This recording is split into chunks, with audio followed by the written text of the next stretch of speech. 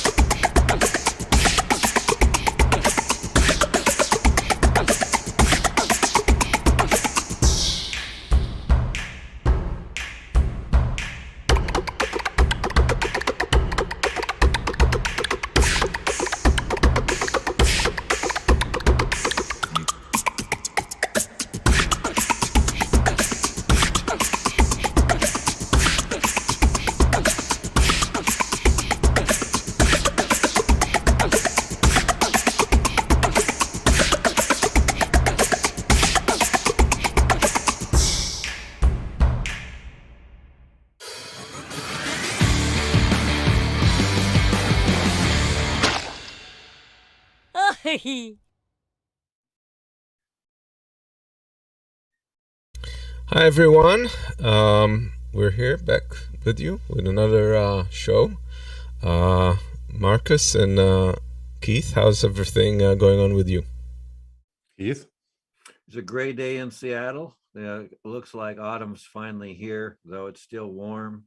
I've got vegetables. I've got green tomatoes. They'll probably rot on the vine because now it's going to be all wet and cold, and they never got warm enough. I mean, their weather's all messed up for the garden. But otherwise, things are good. Okay, that's nice to hear. Well, here in Germany, we finally have the fall. It is rainy, it is gray, it is very dark. Well, it's the dark times, if you want. So, we are facing the fourth wave of the coronavirus, and well, the temperatures are sinking and the infections are rising. That's Germany at the moment. And here in New Jersey, we we had a governor, a Democratic progressive governor that barely survived, but we still have him. That's the silver lining. We still have him. He appears to have beaten the Republican by a hair, and they're going to do a recount, but I don't think that's going to change the outcome. An update on our little struggle here in my hometown. If you remember, we were talking about the artificial turf in Maplewood, New Jersey, and the nose won. So we stoved it. They're going to have to take into account other ways of fixing the field in order to extend play, and we've kind of averted that disaster. But with that said, there's thousands and tens of thousands of other fields in the U.S., across the U.S., that nobody asks anyone about, and they're being put in place and for the good. So it is what it is. Yeah, indeed. Well, when I started to prepare my parts for the show for today, the first thing I checked was, to get a clue on what is really going on in America politic-wise, because, I was a little bit out of touch in the past month. Well, I found some nice cartoons. We will see them a little bit later. And one of them drew my attention, and I decided to make this the cover card for today. It is done by a cartoonist who is named Bram Hall, and absolutely fantastic. I think it says a lot about the condition the Democratic Party is in right now. Well, facing next year when it comes to the midterm elections. And we will talk about what our conclusion is from what happened with the Democratic Party so far, including the last election. Well, how could it go on? Can it go on?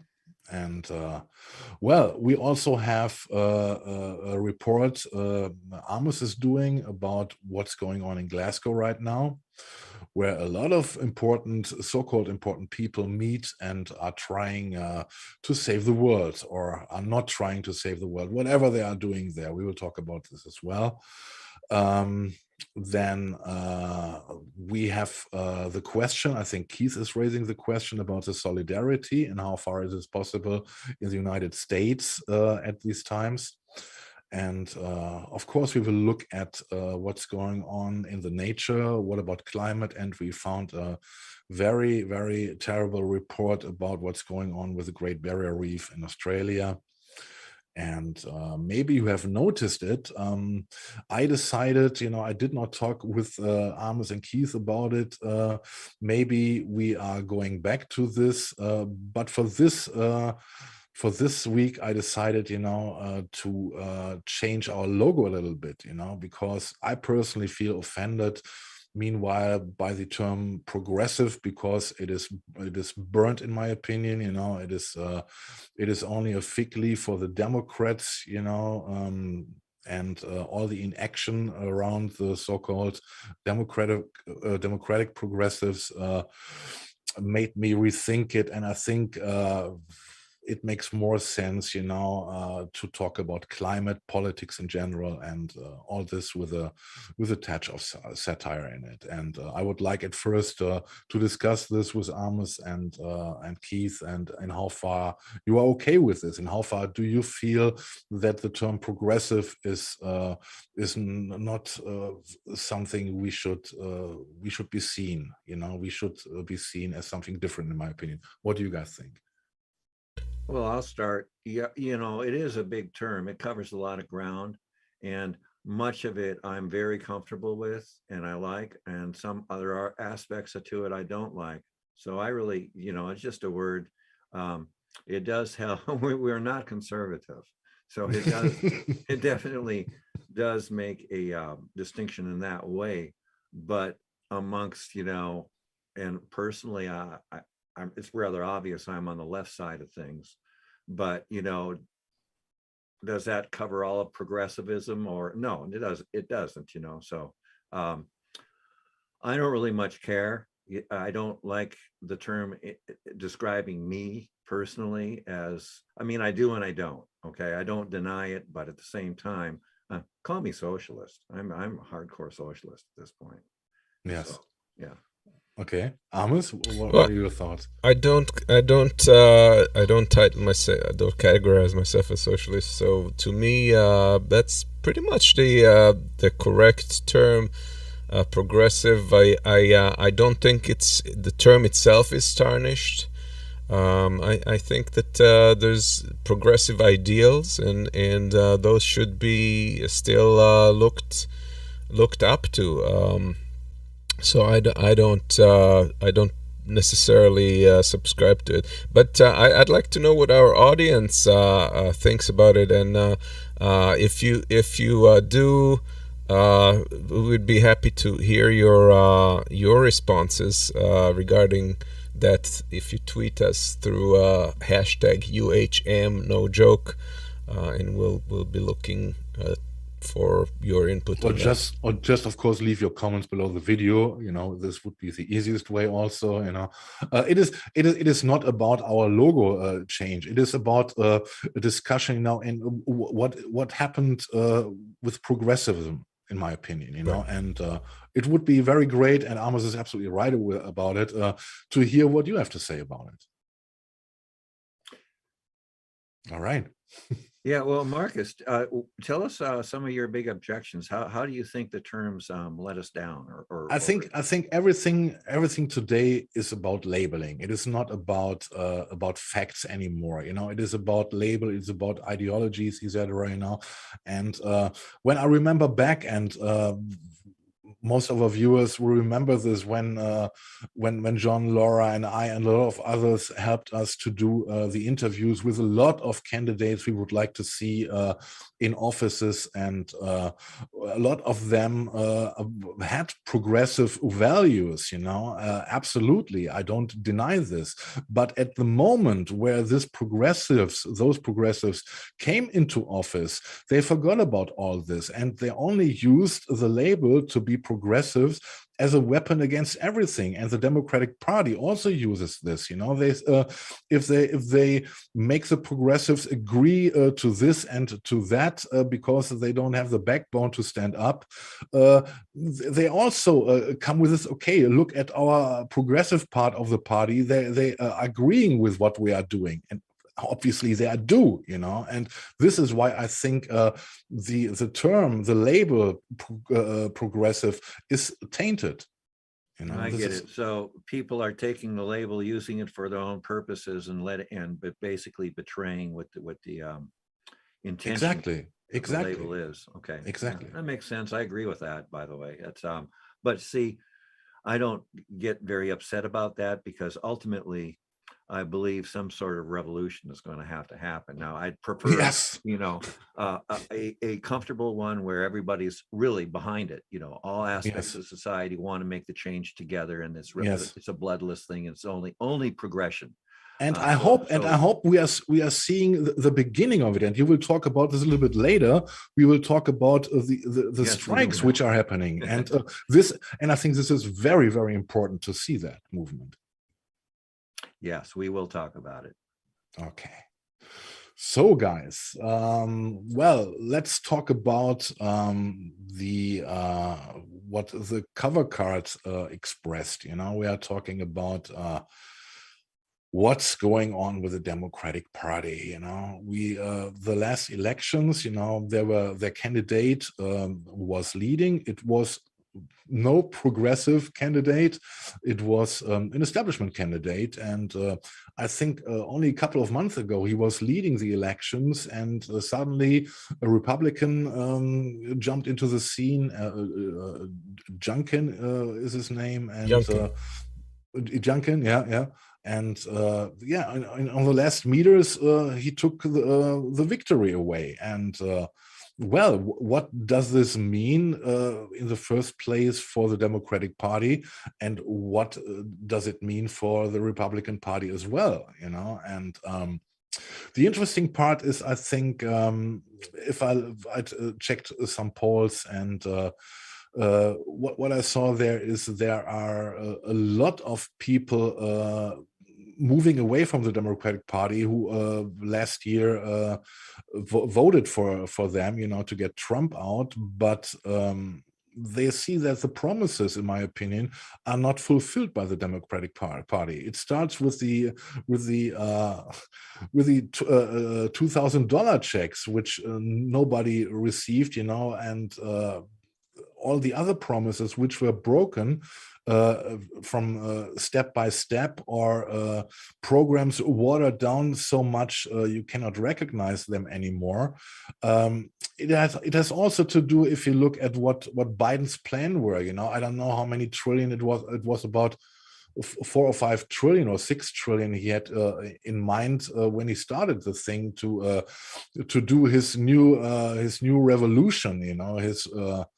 Is FDR-like revolution. And now we are, the last number I saw, it was $1.75 trillion, and yes, there is not much left, especially if you look at climate change.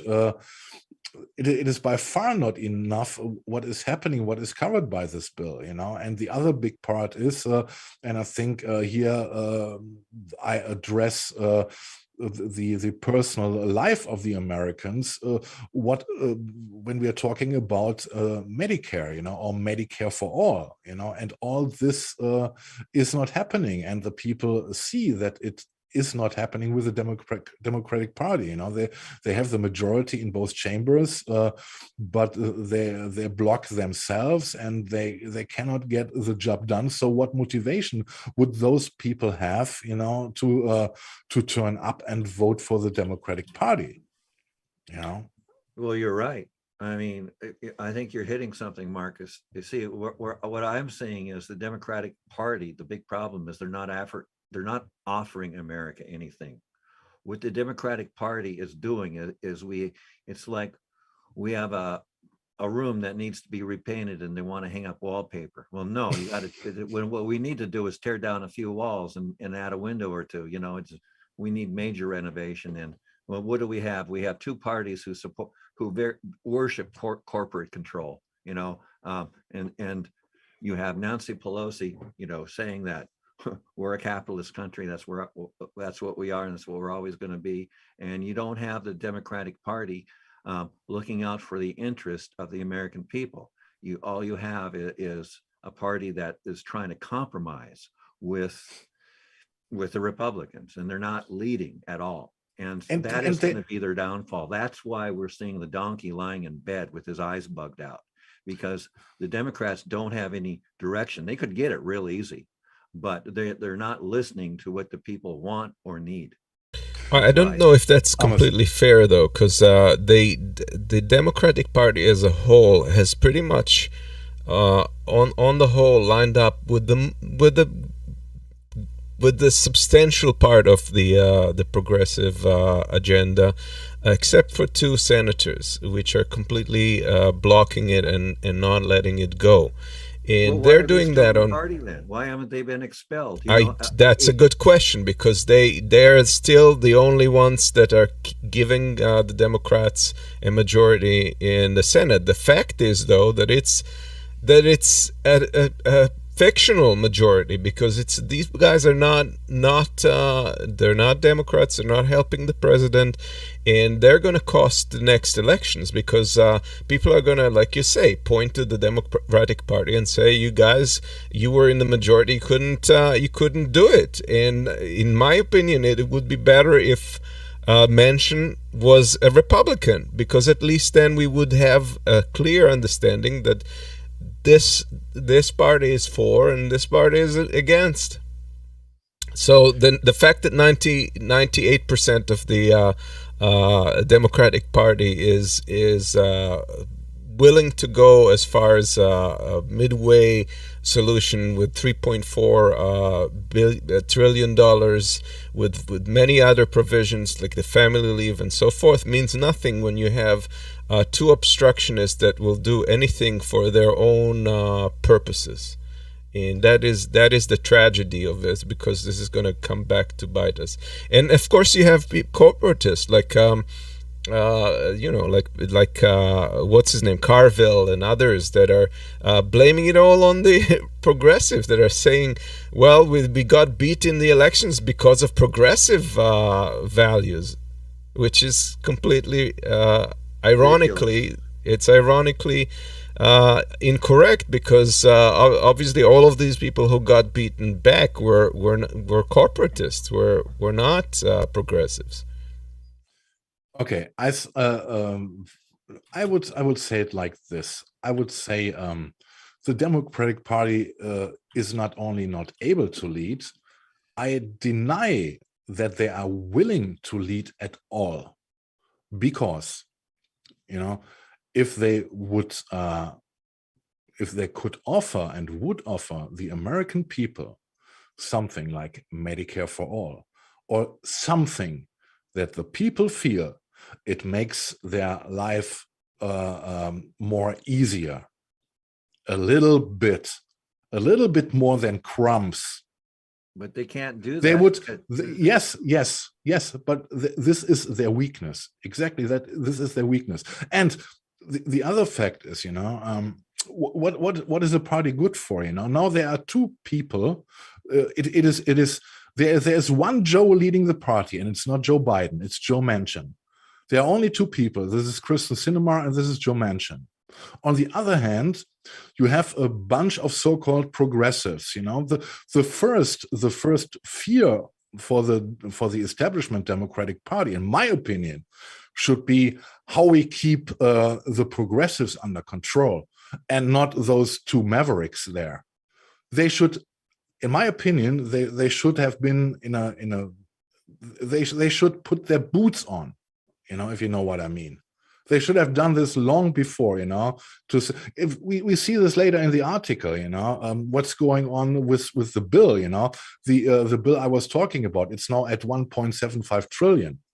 And even there, we are learning that Joe Manchin is coming out, giving an interview, that he's objecting already this plan, so we don't know at what we are ending. Maybe we are ending at something below 1 trillion, as long as Mr. Joe Manchin is finally satisfied, This right, separating the two bill would be clearly abdication of this agenda, because then you have absolutely no leverage left. No, and this is one point that he is demanding right now, more or less.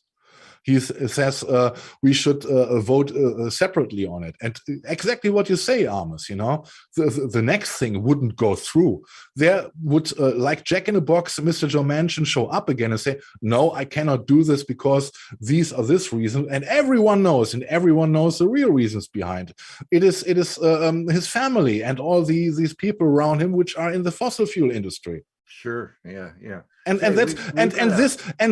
this should be branded by the Democratic Party. If there is someone, who is permanently acting against the interests of the Democratic Party, they should not shy away and brand him like that. But what we are seeing here is just like what Amos said a little bit earlier, that they are holding progressives accountable for bullshit which is happening around Manchin and Sinema. Okay, guys. Well, I want to read a couple comments we got in the chat here. Yes, please. Okay, this one's first.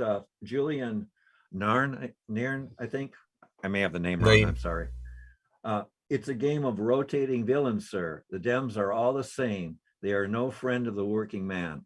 Yes. And Bill Gabriel has also made a comment. Moderate, socialist, left, centrist, the labels communicate no clear meaning anymore other than to be used as weapons. I ignore them. Wasn't Pelosi a progressive? I think she was, wasn't she? No, she was accused of being progressive. I don't think she ever was. Yes, when she started her career after, she got abandoned from her dinosaurs, and then she got into politics, that's so long. Yeah, I see the thing with this whole issue is that you can't, you do have to look at the people that are actually obstructing, and there's been actually movement from organizations and PACs that are normally considered centrist that have put out ads that are attacking Manchin brutally on his record. So I think there is some movement. Unfortunately, it's not enough to salvage this huge moment in history where they could have achieved something really significant, and instead they whittled it down to a point where it's symbolic, and maybe it's better than nothing. It's important because you can't. It's fucking crumbs, And in comparison, this is why I'm so enraged. I'm sorry about this. Symbolic, if you generous.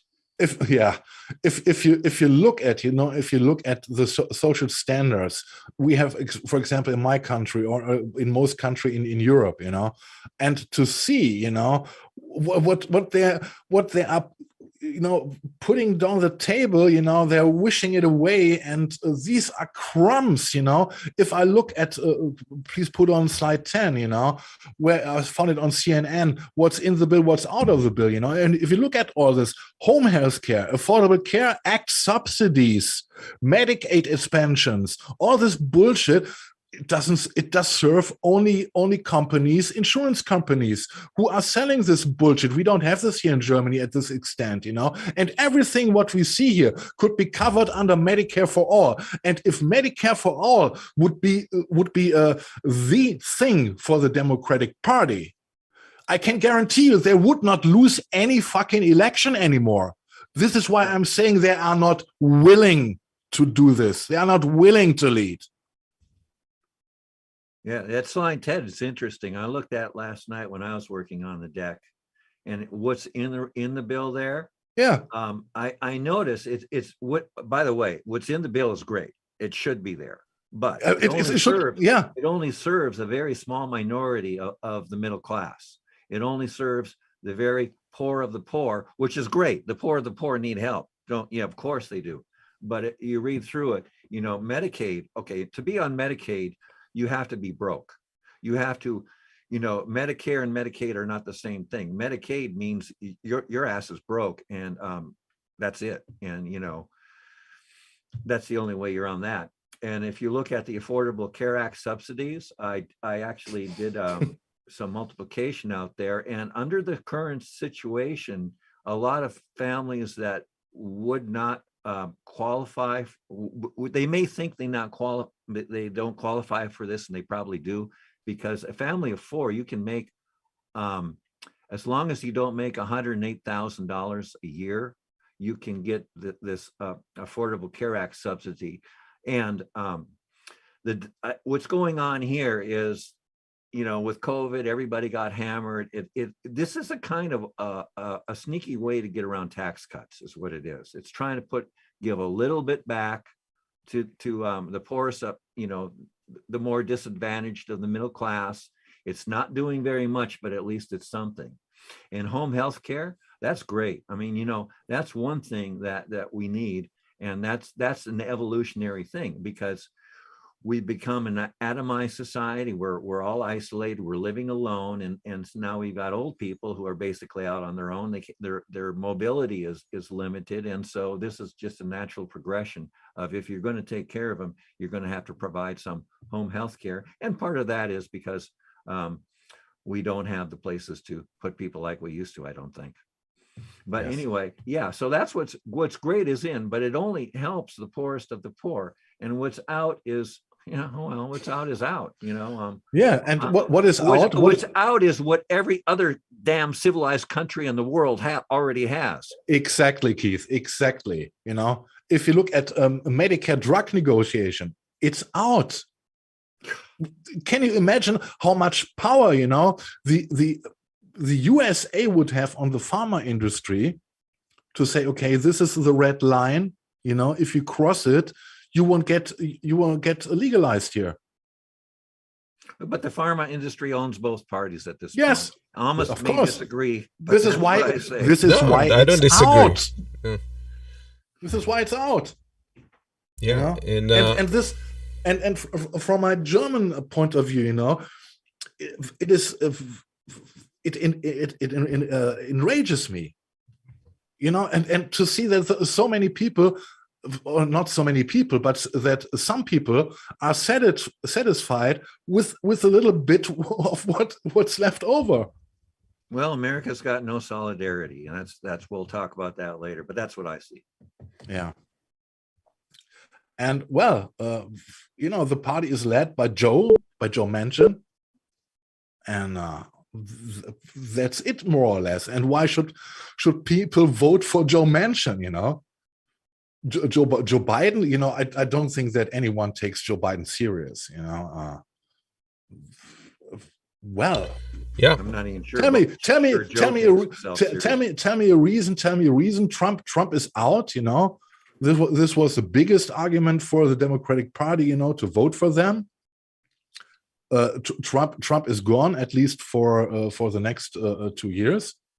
So what in the hell should people drive to go out and vote for the Democratic Party? Well, let's just say if Trump was in charge, it would be the opposite. We would be getting fleeced even worse, like in the opposite direction. So it's just really a choice between shit and diarrhea. It's just it's terrible. But I think, and this is go on, please. I think that all of us should start organizing wherever we are in the US, like start organizing house parties to have commitments from people to go down to West Virginia and campaign canvass against this guy and let them know that. Let them know. Call them. Let them know that you're doing that. That we're getting organized. We're gonna go, and we're gonna primary this guy, fucking out of office. And he better understand that. He should be on the run, not the progressives.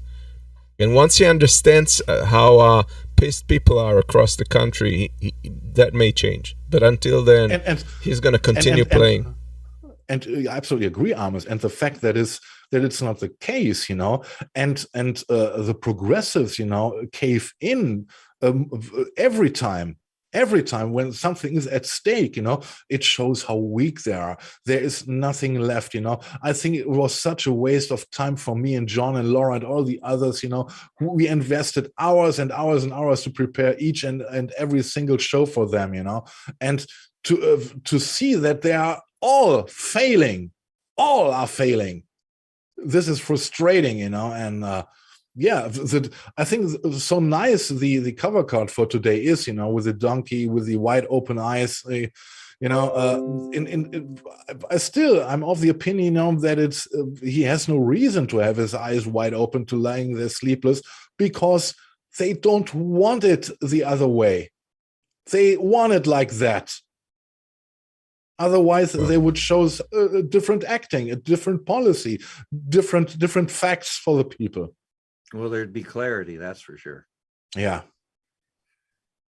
This was a little bit of my rant as a German about American politics, But honestly, guys, it's ridiculous.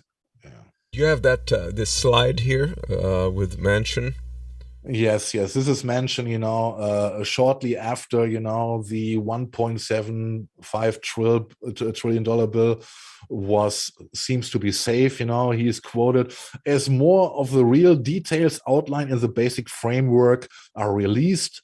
What I see are shell games and budget gimmicks that make the real cost of this so-called $1.75 trillion bill estimated to be twice as high if the programs are extended or made permanent.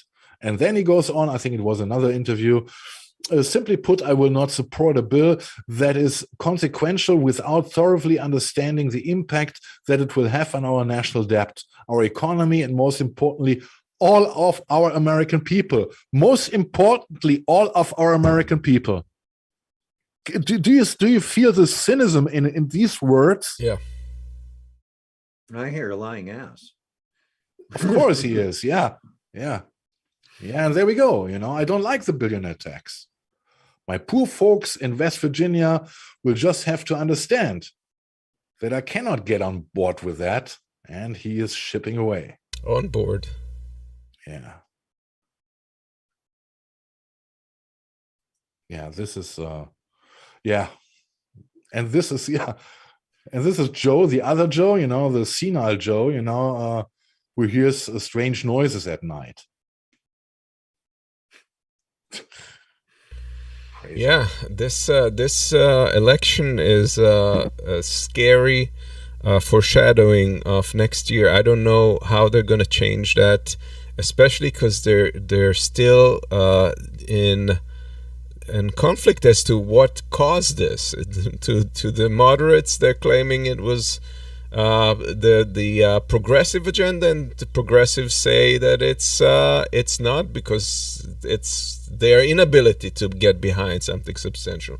I'm personally in belief of the second, but it's it's like two horses leading in two directions around the pole, and the Democratic Party carriage is going to crash right onto the pole. So it's not looking good. What you cannot repair, you got to destroy and recycle afterwards. My personal opinion of the Democratic Party, but that's right. If we just had another option, option that wasn't spelling out catastrophe, that would be my position as well. Yes. And to close this, there is not to close this. There's Bill Gabriel also in the chat. He says the Build Back Better Biden platform brought millions to the polls. Not passing it will certainly be the death knell of the Democratic Party. Well, yeah, let's hope for the best, so or so. And yeah, there's another article I found on this topic. It's coming from E&E News, and there is already, you get a hint of what's going on, now that Manchin is not willing anymore, as it seems, to confirm the $1.75 trillion bill. The last part of the article is interesting. House progressives appear willing to bite the bullet, even if they don't like everything in the 555 billion suite of climate policies. But the methane fee could be a point of contention moving forward, if it's not a deal-breaking one. Yeah, that's the other point. But then it gets on. Manchin, the Energy and Natural Resources Chair, has raised objections to the idea of making oil and gas pay for climate warming methane emissions. Democrats offer $775 million for grants and loans. So, in other words, you pay the polluters $775 million for not polluting anymore. This sounds logic, right? Yeah. I don't know what he's talking about. From what I know about the methane releases from the wells, they can actually be handled and managed. And so why he would throw this garbage in, it's just double talk for some reason. Yeah, this is maybe another aspect of it, but the fact only, that they're offering $775 million to them, as it's also outlandish somehow, right? Yeah. What could you do with 700? Yeah. With what could you do with 775 millions? In order to do really climate change progress. Maybe you offer you put it on the 555 billion already. Then I don't understand your politics. Well, I understand it. In a cynical way, I understand it. It is nothing for the Americans, and I saw a nice interview lately. Jimmy Dore had an interesting guest. I don't forgot his name, but he was talking about the situation in America today, and I will look it up and put it under the video, and then he has very interesting thoughts. Maybe we come back to this next week. Okay. But anyway, as I said, it is pathetic. And all of the scientists involved already indicated that they don't believe that the 555 billion investment is sufficient to get us where we need to go, and neither is the commitment that the U.S. has put in COP26, and we'll cover it in the next section. But they're doing one thing on the one hand and expanding fossil fuel on the other, and this is just not going to cut it. And we're in deep shit, because this is not being taken as seriously as it should, even with all the words and the promises. And you should also look to come to your topic, in how far it weakens Joe Biden right now in Glasgow, with the conference, Right. because in fact he has nothing to offer, he comes there with empty hands. So, how many people even know he's there? Good one. Yeah. I think I might need to work on my landing for 2022. I think the landing would be crystal clear. You know, it would be just like there, and they deserved it. Yeah, yeah. America is systematically racist, sexist, homophobic, patriarchal, exploitative, oppressive, and toxic to the environment. Yeah, this is what they're preaching. And this is also another aspect. Very interesting cartoon, by the way, because I it's agree. exactly, you know, It is. because it is, close your, it is the three monkeys, you know, close your, have your eyes shut, have your ears shut, and have your mouth shut, you know, kill the messenger, but in the end, the message is still in the world, you know, and it doesn't, it doesn't make a difference if you go and vote Republican, you know, because you don't like the message from another party. You know? We have seen that, like I've seen that firsthand with our little turf war in Maplewood when I was going out and advocating, and I came across a couple of people, and I was offering them a detailed article, scientific article with information about what chemicals are and how they could be potentially risky to the health of their own kids, and they were refusing to take this. We're okay. We don't need it. Thank you. Yep. They don't want to know. Yep. They don't want to. They don't. If this is going against what they want and how they want to imagine the world, that's what gets. And this is. And this is happening on many levels. You know, if you look at the problems to unionize, you know, in how far it is torpedoed by the own people, by the employed people, you know, and because they don't want to realize that it might help them more than it is set by employers, right? I'm still looking at that cartoon and seeing what's wrong with it. And, you know, you've got people who are telling other people what their problems should be. And the standing donkey there is not looking at the family saying what they need. Good There's point. A huge disconnect. Good point, Keith. Yes. And this was good observed. Yeah. Yeah. And if you know, one thing that happens, and I've noticed this on other shows, I'll leave ours out of it. I'll just talk about other shows. Is, you know, the whole show is about talking shit about somebody, you know, or talking down or punching down on other people. And where's the solutions? Where's even saying what you want? You know, I'm not even hearing people say what they want. And what's the matter with it? You don't know what you want? What's the matter with you? You know, all you're doing is saying, well, you know, saying other people are homophobic, patriarchal, exploitive, oppressive. I say those things too, because I see them and I want to fix them. But there's so much concentration on the negative that you know, where's the positive? So of course the family walks away. I would too. I mean, somebody coming up to me telling me that, and I agree with that stuff, understand, but at the same time, you know. Yes.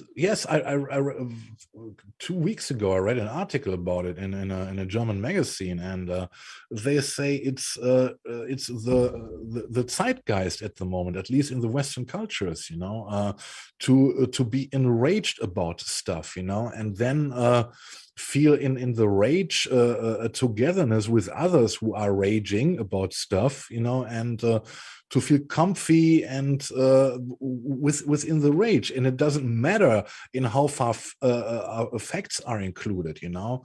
The most important thing is, you know, to be in this emotion, you know, and yeah, it's dangerous, and it's not only happening in the US, it's also here happening in Europe more and more. Maybe it's the social media, like people say. Yes, it might. Yeah. Some of it, you know. Yeah. Yes. Yeah. And there's little Joe again, you know, stuck with a lot of problems, and yeah, maybe he can make this one fly, which is ridiculous. Is that true? 450K for illegals, for illegal matters? Illegals? Really? I think it's taken out of context, but I haven't looked into any of that. Well, then I didn't know what that meant when I saw it either. Then you can prepare for more cages at the borders, right?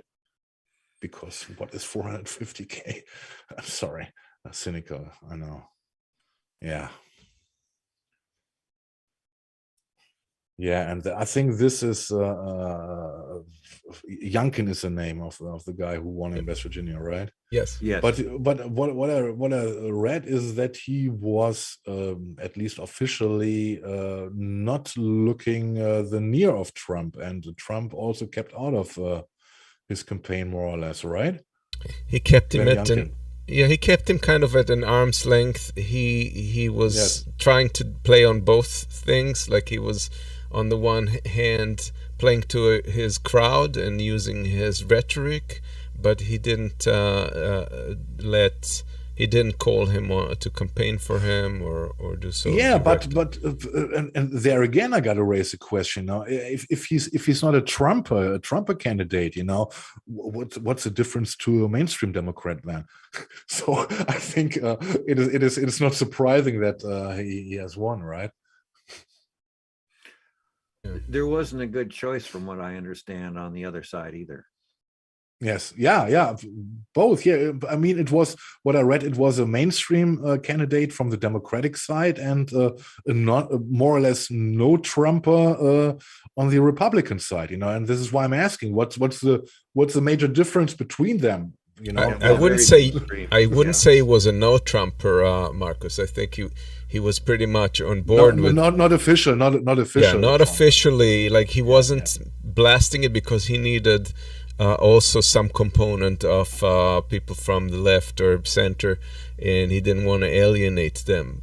But anyway, any Republican who's I think anyway. And anyone who is not seeking the near of Trump, what is the big difference between those guys and mainstream? Well, Marcus, I don't know if you know, but he was part of the reason he won was that he was blasting critical race theory and saying that they should not teach them in school. Okay. Yeah, that was that's a big part of why he won. And and that's kind of, he can't even do that. I mean, he doesn't control the curriculum, and there's a national curriculum. People need to know history regardless, so they would fail on the historical exams. Well, state level though, the curriculum's is determined at a state level. The curriculum is, but they still have to know the national history. So I don't know. It would just basically, I don't think that he can single-handedly prevent history from being taught in schools. But that's what he was running for. And you have video clips. I don't have it here, but there's a video clip of a Republican voter that was saying, we have to defeat this Democrat because he's for critical race theory, and I don't like it a bit. And so he was asked, what is a critical race theory? And he couldn't answer it, but he said, but I don't like it a bit. So that people don't know, they're just like herds, completely like going by, like they're told this is by their side. But what you're saying there is exactly what I read in the article. This is not about facts anymore; it's about emotions, right? And tribalism. And as long as you find your peer group, exactly. That's the point. Yeah.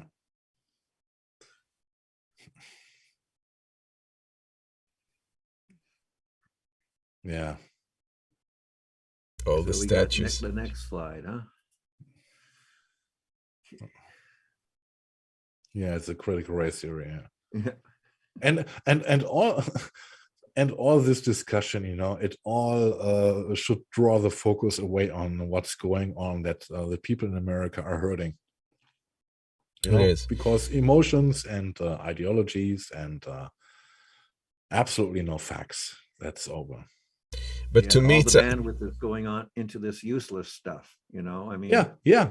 We're all enraged at the Democrats, and for a good reason. But to me, it's absolutely frightening that the year after January 6th, where there was an attempted coup in our country, almost took over democracy, people are voting for Republicans who were saying that this election was fraudulent in spite of 46 court cases that failed. 62, sorry, 62? I think it was 62 court cases that failed to prove that, and we're egging on people, and now this is forgotten and forgiven, and we're going on to the next election with absolutely no cost to that, to their stance, to their anti-democratic position, which is going to be, in my opinion, probably a catastrophic thing. Well, it goes on the same bookshelf like a Sandy Hook, like Parkland. I think this is comparable, you know. This is the refusal to deal with reality, to deal with facts. Yeah. You know, Sandy Hook, the deniers about the Sandy Hook massacre, Yeah. the deniers about what happened in Parkland, all this denial, you know, it is the book is closed, we put it in the bookshelf and forget about it. That's it. And Al Walski, thank you so much for your contribution, $5. Thank you. Al. Appreciate it. And he says, because government has abdicated its responsibility to us, we need to start taking care of one another. Yeah, I agree, but it's easier said than done. That's right. That's right. I think this touches the solidarity. Easier said than done, but the journey begins with the first step. Yes. You know, we're talking about it, talking about third party. When are we going to do something about it? Yeah. Do it right now, right here. I'm declaring a third party. Well, Yes. you know that Andrew Young is actually starting a party called Forward, and that is the entire purpose of this party, is to create a third party vehicle in American politics. And I'm not sure if that can work, but I wish they did the same thing on the right and had conservatives who are fed up with Trumpism and with anti-democracy in the Republican Party form their own. Isn't that the Lincoln Project, though? It's kind of, but it's not a matter of party. If we had 4 parties, that would be much easier to break out of this two-party system, because then we wouldn't have this spoiler argument that has crippled that attempt for decades. Yes. And then you have a situation where it is possible that one of these parties would break that status quo. So This for a moment. I'm sorry.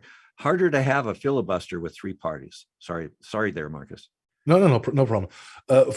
For a couple of years ago, we had for a short while we had the fantasy that this could happen. You know, this was when we were thinking about what would happen after Trump. You know, would the Republican Party split into factions? You know, the Republicans and the Trumpers. You know, this would have opened room, you know, for the Democrats, or the so-called Democrats, to also split into maybe a real progressive wing, a name who deserves to be called like this, you know, and the establishment Democrats. Yeah. This would have changed the gravity of the elections drastically, you know. But as you guys are saying, you know, if you only got a fifth tire on the wheel, you know, who is to blame for every bullshit which is happening, you have no chance. You know, you're absolutely right. A fourth, fifth party would be needed,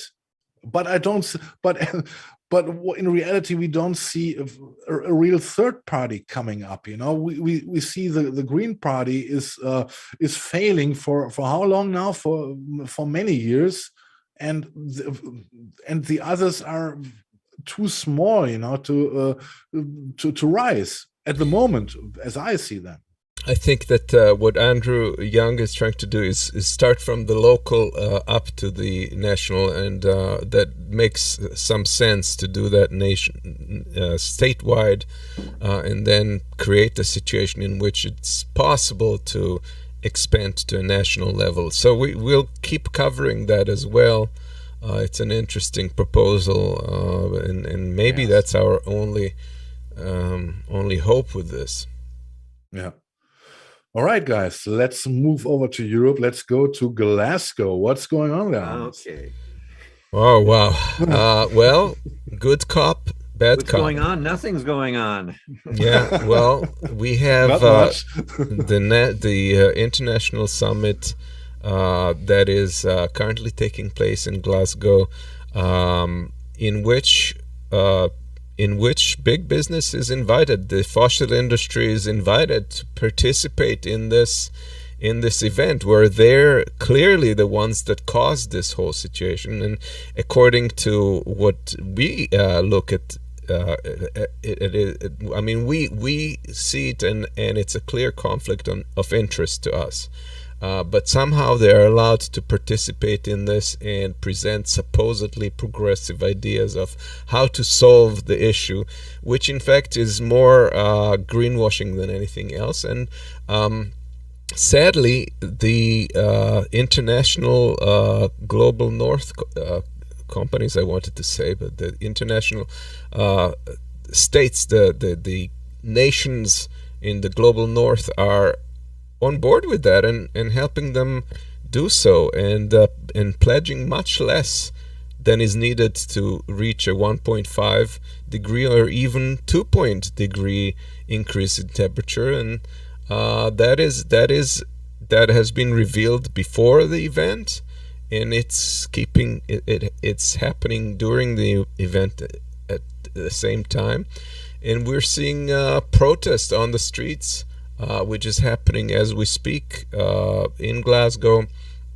That is bringing the focus on the fact that this is happening. Let's see the UN rep Alok. What is his name? Alok something. Let's see what he said right before the summit.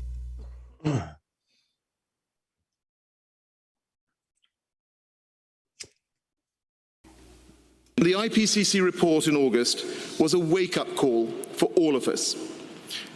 It made clear that the lights are flashing red on the climate dashboard.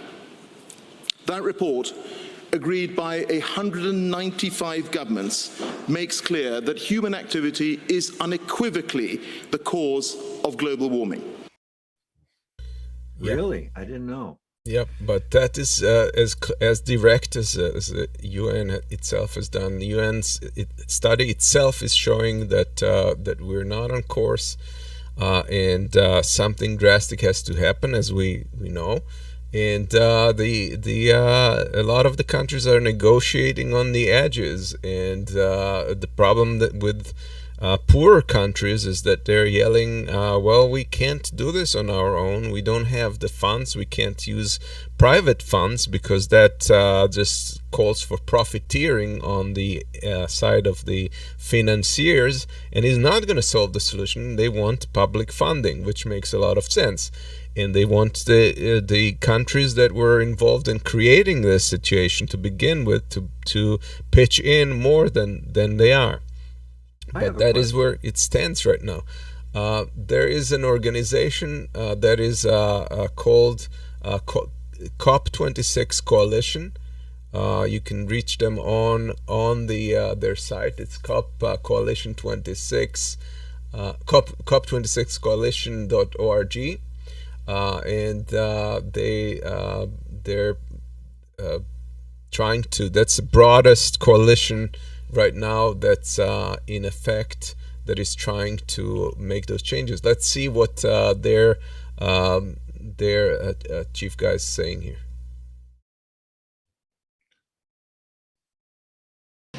So the COP26 coalition has been the broadest and most widespread coalition that's ever come together here in the UK. It's brought together labour unions and faith organisations, from Black Lives Matter to climate strikers, yes, and the environmental and the and climate justice organisations.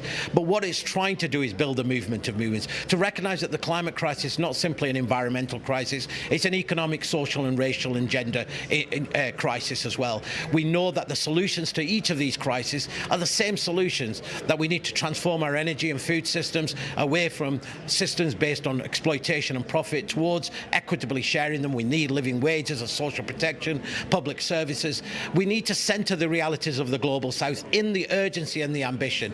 And this movement has been building for the last 2 years, really calling for a climate justice, a response both here in the negotiations but outside. And as your report mentioned, on November 6th, there's a global day of action with with literally millions of people marching all over the world, very much with the same message. The era of injustice is over. We are calling not just on our leaders to act, but we want action that delivers justice. And there'll be countless protests taking place here in the UK, and a massive one in Glasgow, but also similar protests in every corner of the world. Look, this fight around the climate crisis is not going to be won or lost here in this one summit. We've heard this before. As you said, in Copenhagen over a decade ago, we were told that was the most important COP. We're now told that this is the most important COP. We know that this transformation that needs to take place around the world is urgent. We know change is coming. The only now fight is what kind of change will it be? Who will pay the heaviest price? And will it actually deliver justice? And that's a fight that goes beyond this climate summit. It goes back to our local communities, into our workplaces, into our national context, but it needs to be connected and united in a much broader transition, so we have a justice transition for everybody who's being impacted and affected. So he says that this climate summit is not going to be the one that is going to win or lose the climate, but at the same time, I mean, that is something that Alok Sharma has said, that this is the last chance for humanity to basically reverse course. And I don't disagree with that, even though this guy says that it's not the make or break. You have to consider that every time we postpone it, it gets harder and harder to deal with it, and it's at the point where it's almost impossible to reverse it. We're hoping it's still possible, but there's no more waiting. We cannot afford to wait any longer, and it's not more likely to happen if we do.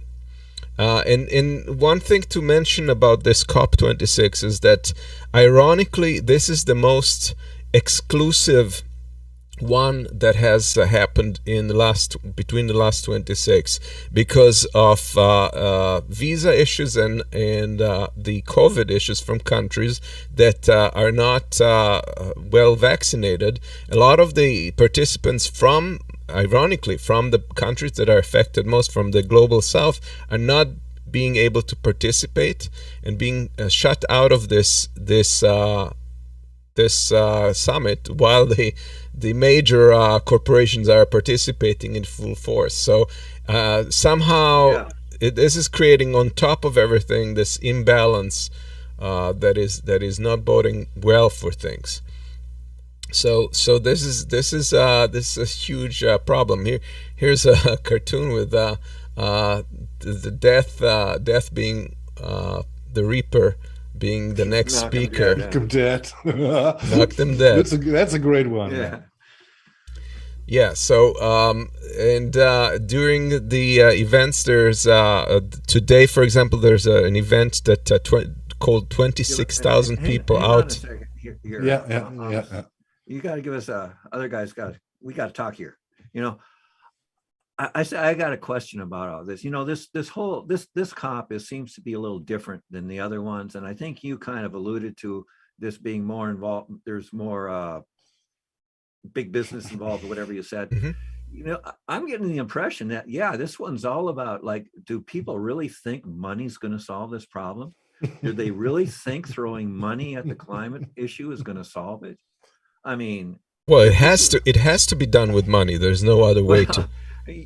Come on now, we need fundamental changes. Just throwing money at it is not going to do it. And no. This thing, it just seems to me like some kind of like a convention, like people used to have for like old cars or vintage cars or something, where people go there for a common interest, they talk a bunch of shit, and then they all go home and nothing happens. Because I'll tell you that that one shit, the one speech we just watched, the guy spent 3 minutes basically telling us that people are coming together and they're hugging each other, and that's really great that people are coming together and hugging each other. But what the hell are we going to do about the climate crisis? What the hell are we going to change the economic bonds that bind us to doom?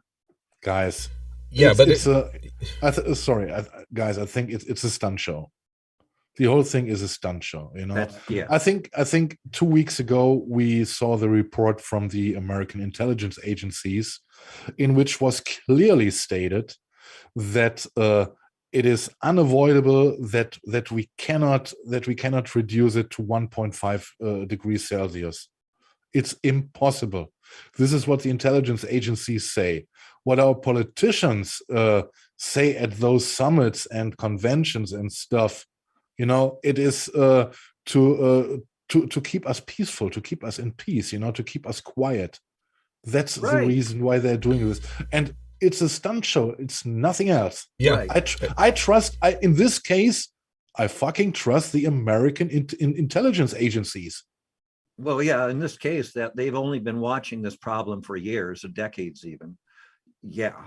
Okay, but the thing is that that's part of the criticism against COP26. They're saying they're basically pressuring countries to supposedly commit to some number for net zero, which is more or less meaningless because there's nothing to hold them accountable for it, and there's no detailed plan, there's no detailed studies to create a pathway to get there. So it's just meaningless. They put in a number, they're gonna do this or that, and yes, there's nothing that shows us that this is going to happen.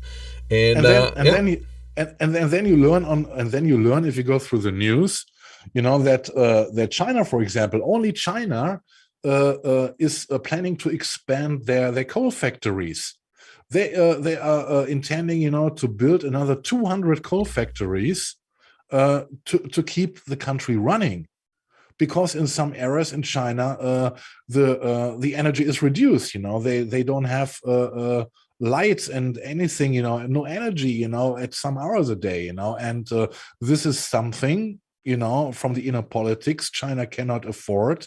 So they will do everything, you know, to keep their energy up, you know, and this is why they are not at the summit, and this is why they are building 200 new coal factories.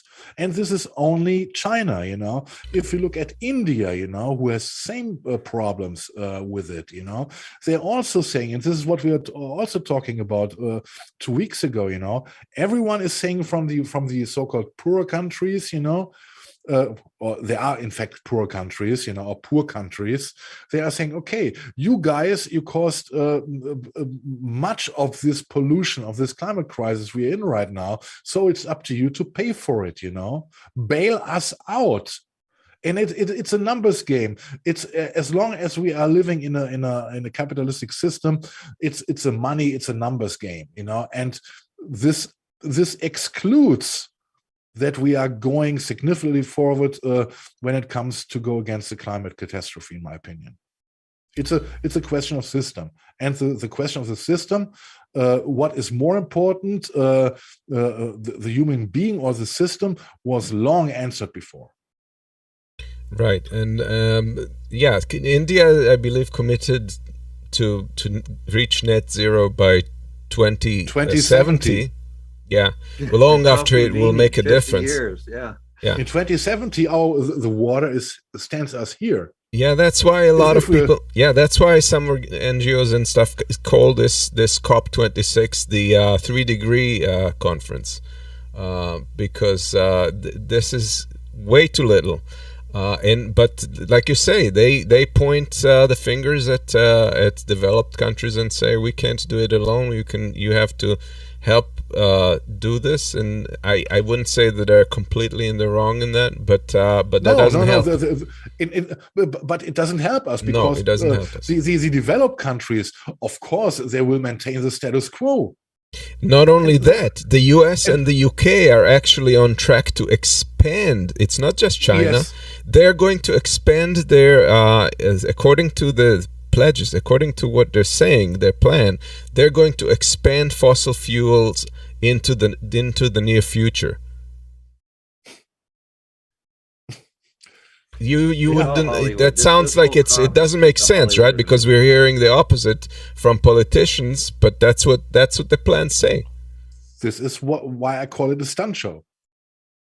Let's hear Greta Thunberg. She's giving a speech out, which was so good. I decided we'd keep it. It's almost 9 minutes long, but it's great. Before we play it, though, I just want to mention, that her speech has been all over the news by NBC, ABC, Fox, you name it. And what they've been doing is showing select sentences and making and they've been spinning it so that she looks like the spoiled little girl and not the articulate young woman she actually is.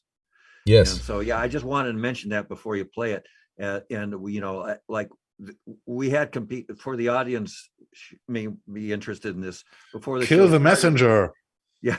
We had competing clips, and we weren't sure which one we were going to play because Amos found one, I found one. But the key point I want to make is, you've got to watch the whole clip to really understand. Otherwise, her message can be totally twisted and misrepresented. And I felt like I wanted to say that before we play it, just so everybody's kind of anticipating that. Yes, absolutely. And this is provided by an organization called Corporate Europe Observatory, which I recommend you check out. They're doing diaries every day. They're doing a little clip talking about the situation, and on the first day they were talking about the fact that there were youth activists that were removed from the hall because the British representative was a little scared of them. It's Andrew, right? I don't know, but no, it's somebody, I don't remember who that was, but they were afraid of them, so they just banned them. And they also said that they were presenting conflict of interest paper to the UN, to the US and the UK, because they believe that the corporate entities should not be part of these negotiations. Here's her speech.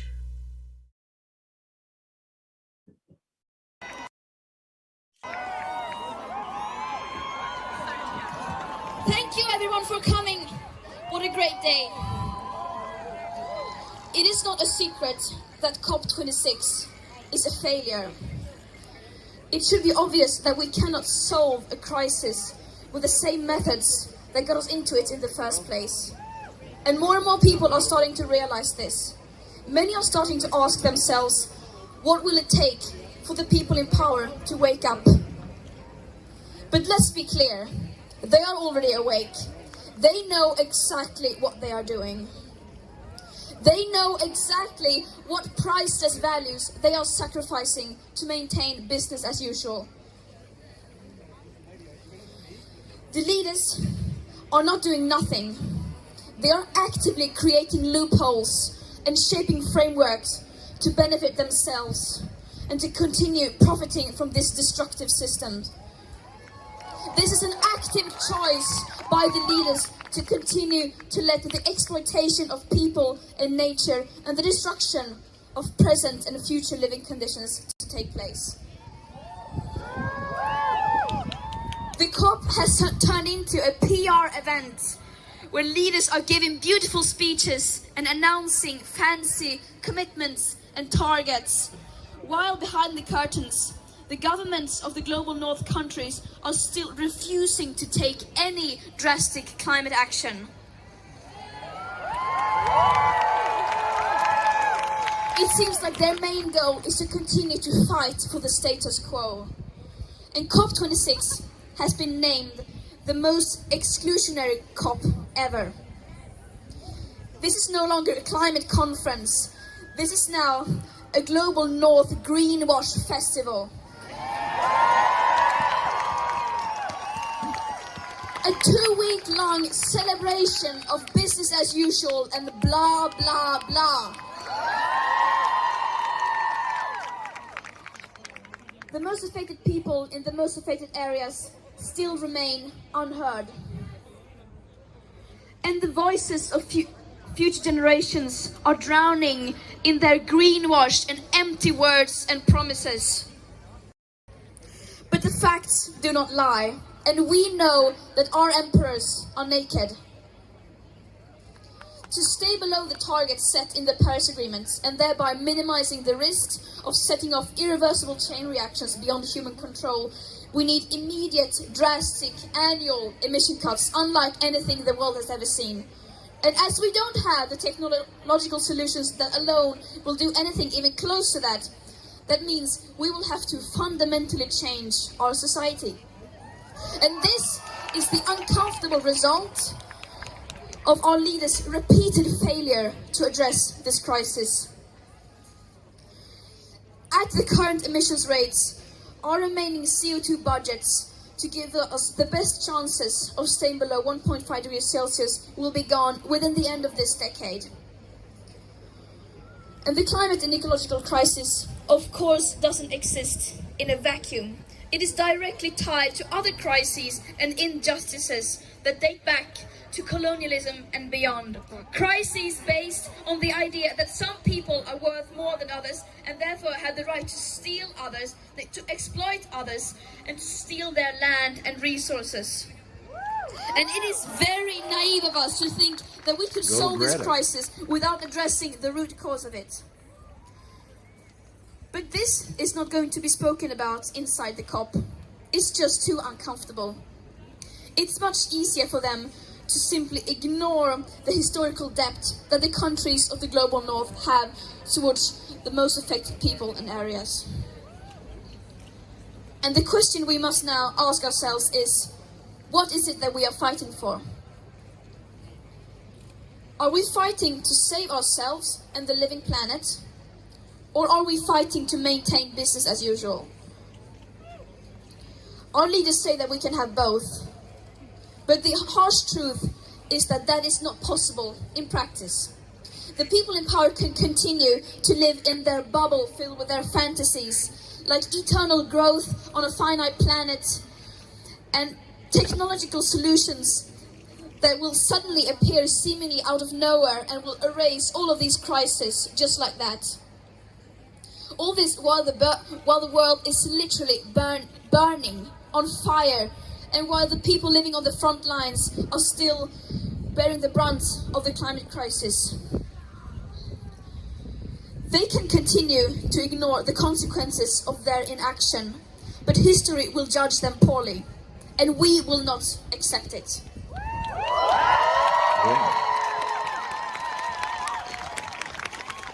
I could not have said that better myself. We don't need any more distant, non-binding pledges. We don't need any more empty promises. We don't need any more commitments that are full of loopholes and incomplete statistics and that ignore the historical emissions and climate justice. Yet, that is all that we are getting. And no, that is not radical to say. Just look at their track record. They have had 26 COPs. They have had decades of blah, blah, blah, and where has that led us?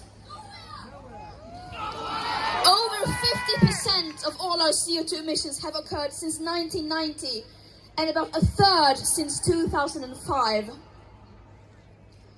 All this while the media is reporting on what people in power say that they are going to do, rather than what they actually do. Time and time again, the media fails to hold the people in power responsible for their action and inaction.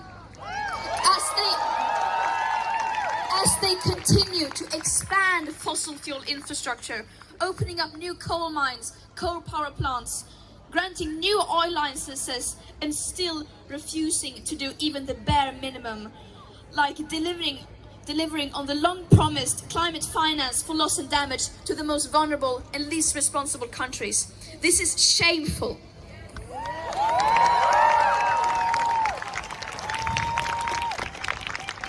Some people say that we are being too radical. But the truth is that they are the ones who are radical. Fighting to save our life-supporting systems isn't radical at all. Believing that our civilization as we know it can survive a 2.7 degree or a 3 degree hotter world, on the other hand, is not only extremely radical, it's pure madness.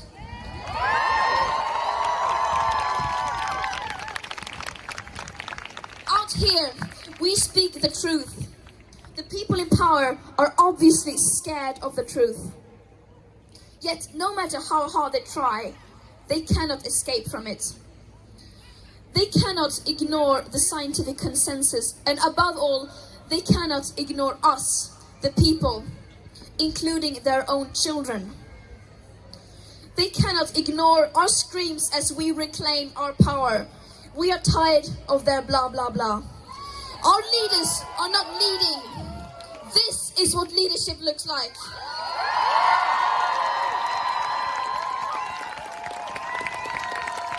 Thank you for showing up, and see you tomorrow again at the march.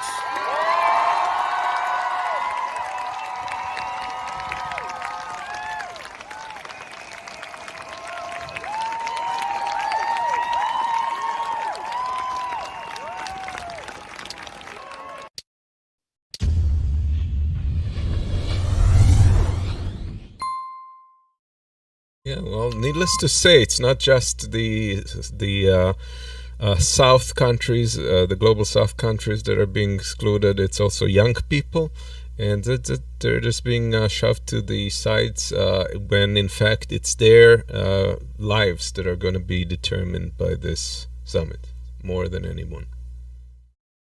There's a good cartoon. This is pretty much what's happening. We can't afford the same old inaction. We need bold new inaction. Right, because what we had before, we had outright denial, and that won't work anymore. So what we've got instead now is we've got, controlled admission that there's a problem that'll be, and now the problem's become a can that gets kicked down the road forever. And that's what until it's going to be too late, for sure. Down the road and just keep kicking it, and never have to do anything. Just talk the big words, and let the world go to shit. Because it's clear. At one time, denial worked. It can't work anymore. So now they become our friends, and they want to help all the way to oblivion. If I want to be cynical, they might be a plan behind, I think nobody from us three believes that we can handle the climate catastrophe with the recipes, we are getting presented. Maybe let's save us. Let's calculate it a little bit, let's put the humankind on Earth in a half. How much would we spare of pollution, etc.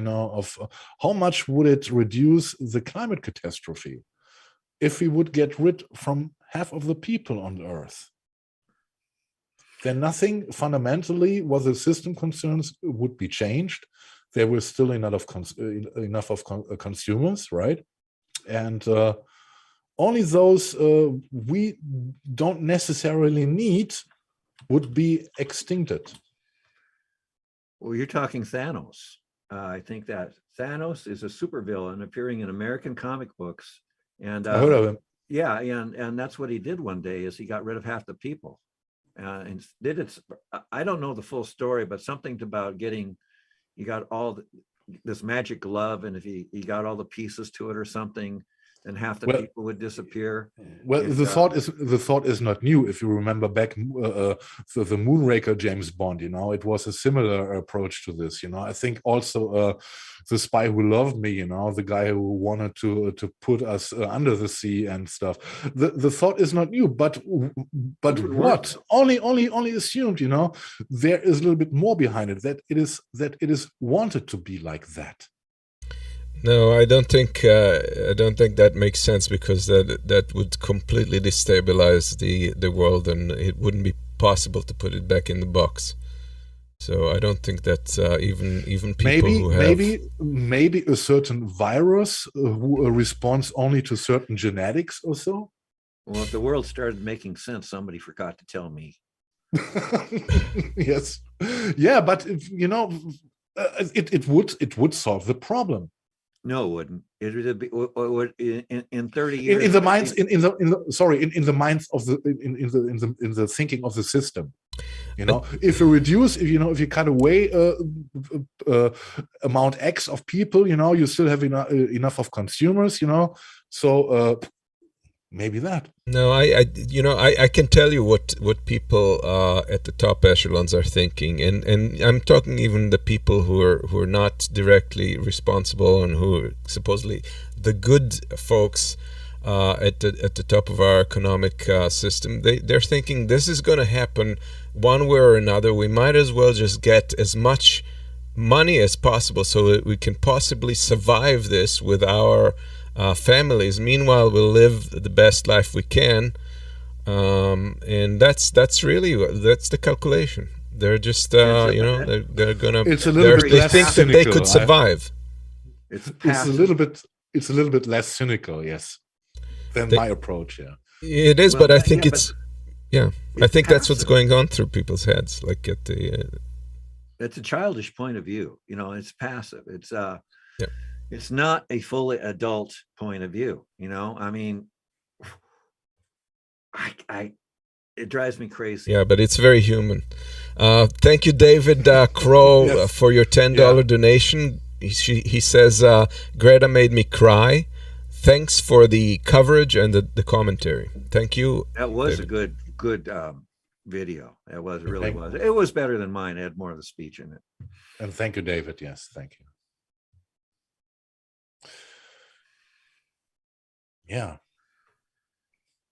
Yeah, but anyway, so yeah, you get rid of half the people, and you don't change the system. In 40 years, you got to get rid of half the people again. It could go on forever. I think there was a Star Trek about that, where you know they had two planets at war, and they were doing it all digitally.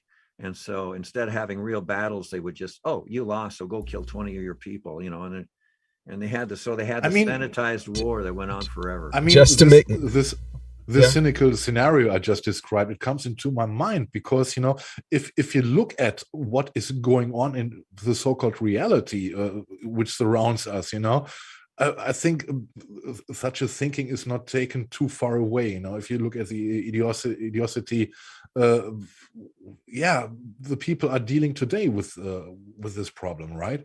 Just to be to make it clear, we're not advocating killing off half the population. No, no. So nobody gets the wrong idea. Well, no, wait a minute. Which half? Let's talk about Yes, just as I said, you know, a certain genetic trait, you know, for certain people, you know. we better move on. we gotta find the poor gene, you know, and then we can kill all the poor, you know. It's a Dead Kennedy song, by the way. Anyway. Here's another cartoon. Yes. Yeah, this is what, the fire brigade is already there. And Cool. if you notice, they're throwing papers at the letters at the fire. Water is out. Yes.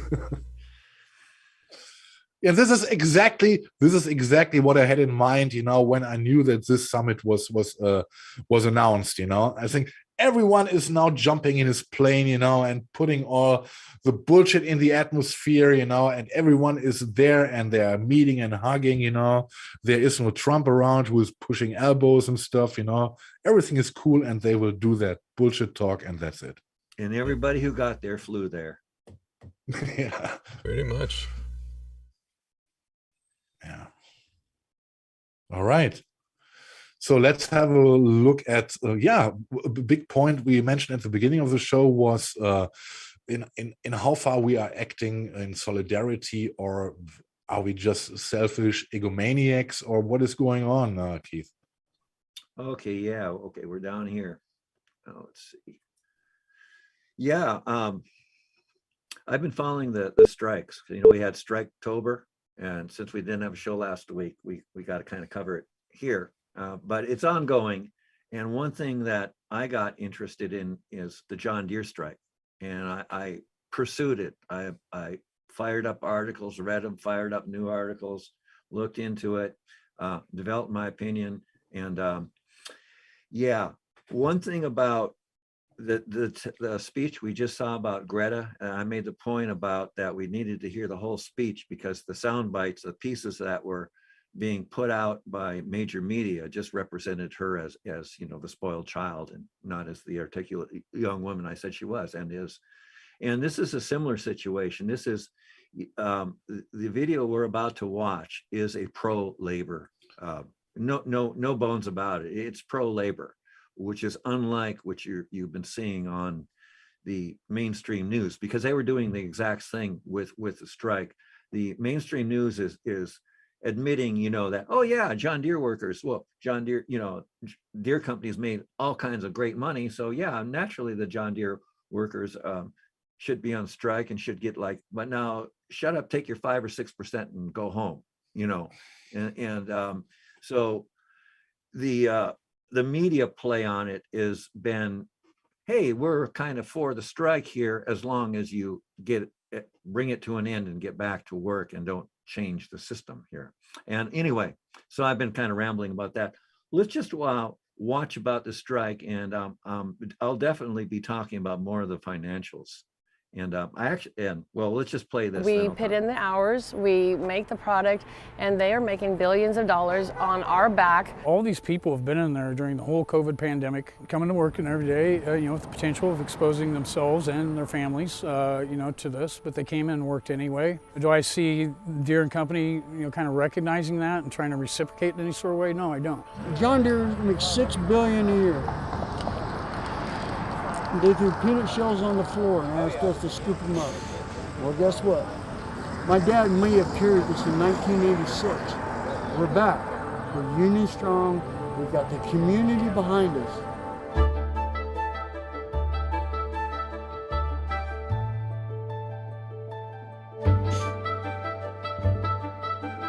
I've worked at John Deere for 19 years now. The reason why we're striking is, you know, 1997 is when Deere divide and conquered.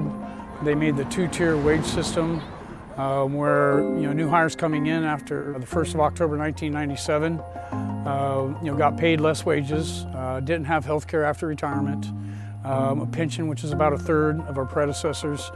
And, you know, we've basically been taking concessions from that point for the last 25 years. They keep coming back for more. It never stops.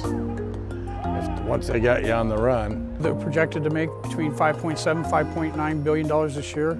Their third quarter reportings have it surpass the record-breaking year of 2013. The CEO, John May, got a 160% raise. You know, look, I make $20.82, I think, an hour with the proposed contract that we voted down Sunday by 9 out of 10 people voted down. We sent a strong, clear message to John Deere that, you know, a $1 raise an hour is not going to do much for me. I make $19.60 an hour as a welder. But just for the whole factory, I think they need a $5 raise across the board, just for the fact that we can go to a fast food place and make as much money and not wear our bodies down. We have a strong showing of support from our community. You just seen there, we had a local restaurant bring over 70 tenderloins, you know, for people walking the picket line. There's a convenience store down the road that's giving discounts and free coffee.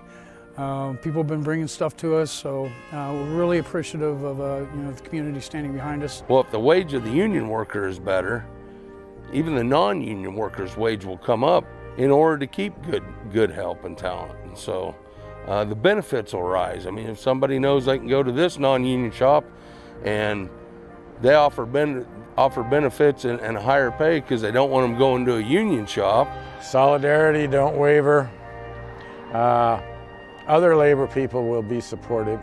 I recall, like back in '86, which was the last time they had a strike here, we had a Hormel lockout going on at the same time across town, and these guys were, UAW was 74 was extremely supportive of those guys while they were locked out, raised money for them every week at the plant gate for several years. So I think those folks will be more than ready to help pay back these guys for that support. And those are the two biggest employers in town by far. So if we all support one another and stick together, good things happen for all of us.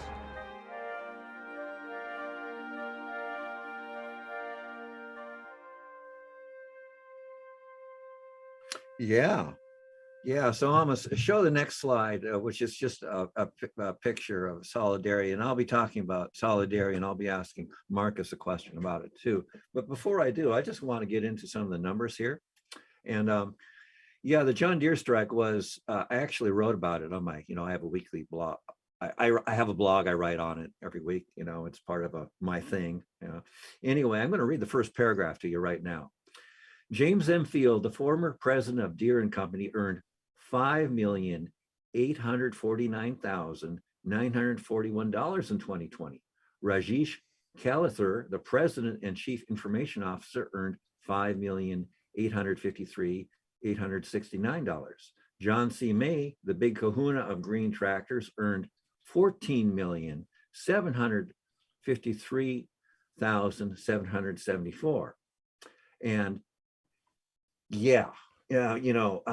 I got to say, I just got to digress here for a minute. $14 million a year, man, you got to have transcendental talents to be really earning that kind of money.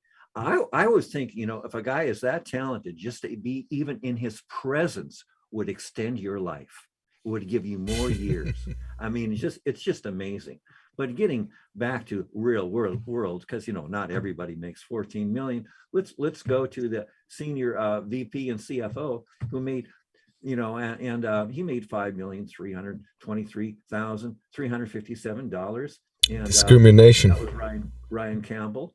And there are 6 people total here, so I'm missing a few multi-million-dollar numbers to throw at you, and I'm sure you've had enough.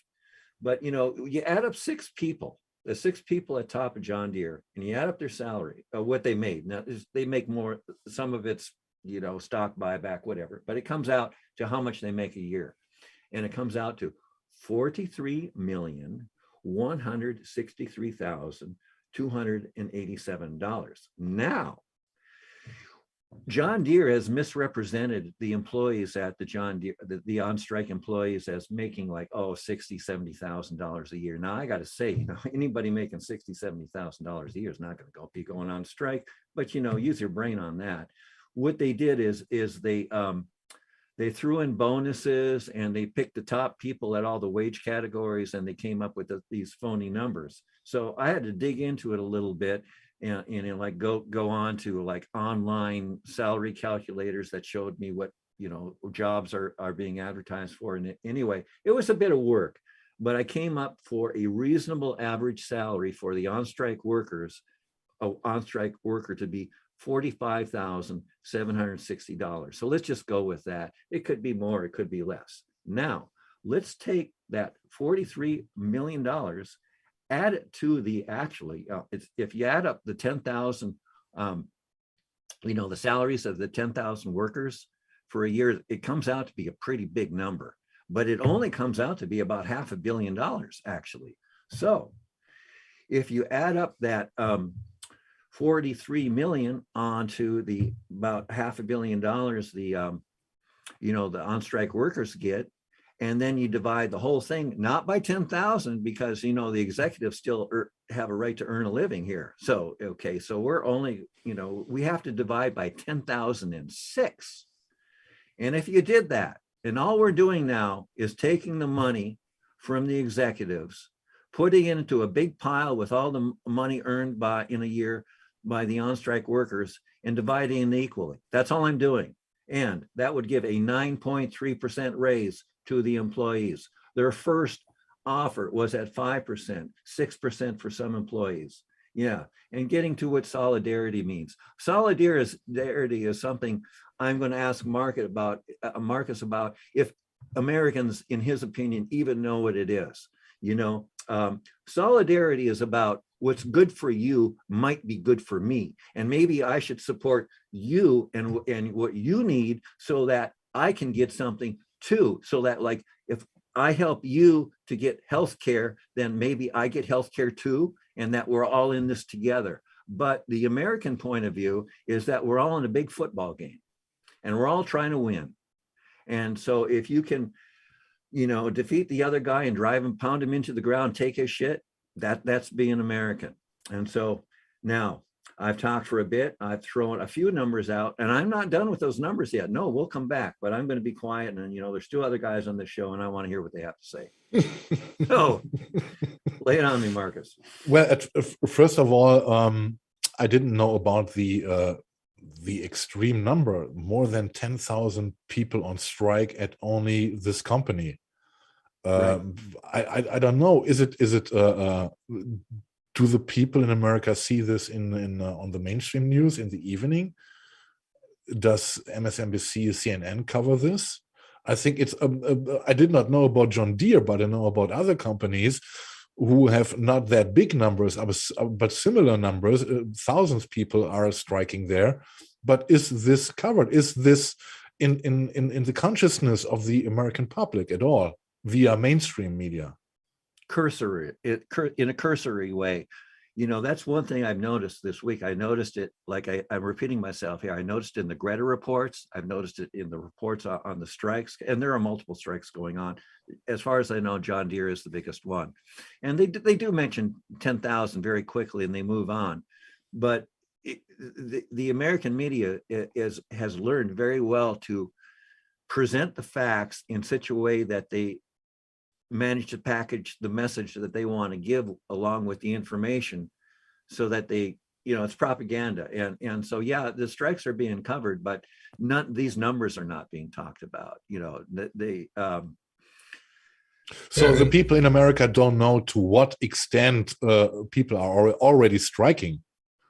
They know that there are some strikes happening, but they are not informed about how many people are on the street. Right. Well, if you're listening to the mainstream media, I think they're doing a good job of compartmentalizing. So it seems like there's just one thing going on in John Deere's, maybe in another time they'll mention something going in Amazon, but there's no sense that this is nationwide and across industries.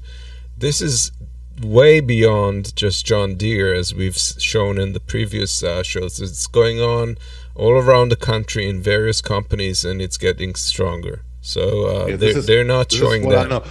In comparison, you were asking me, about my German point of view.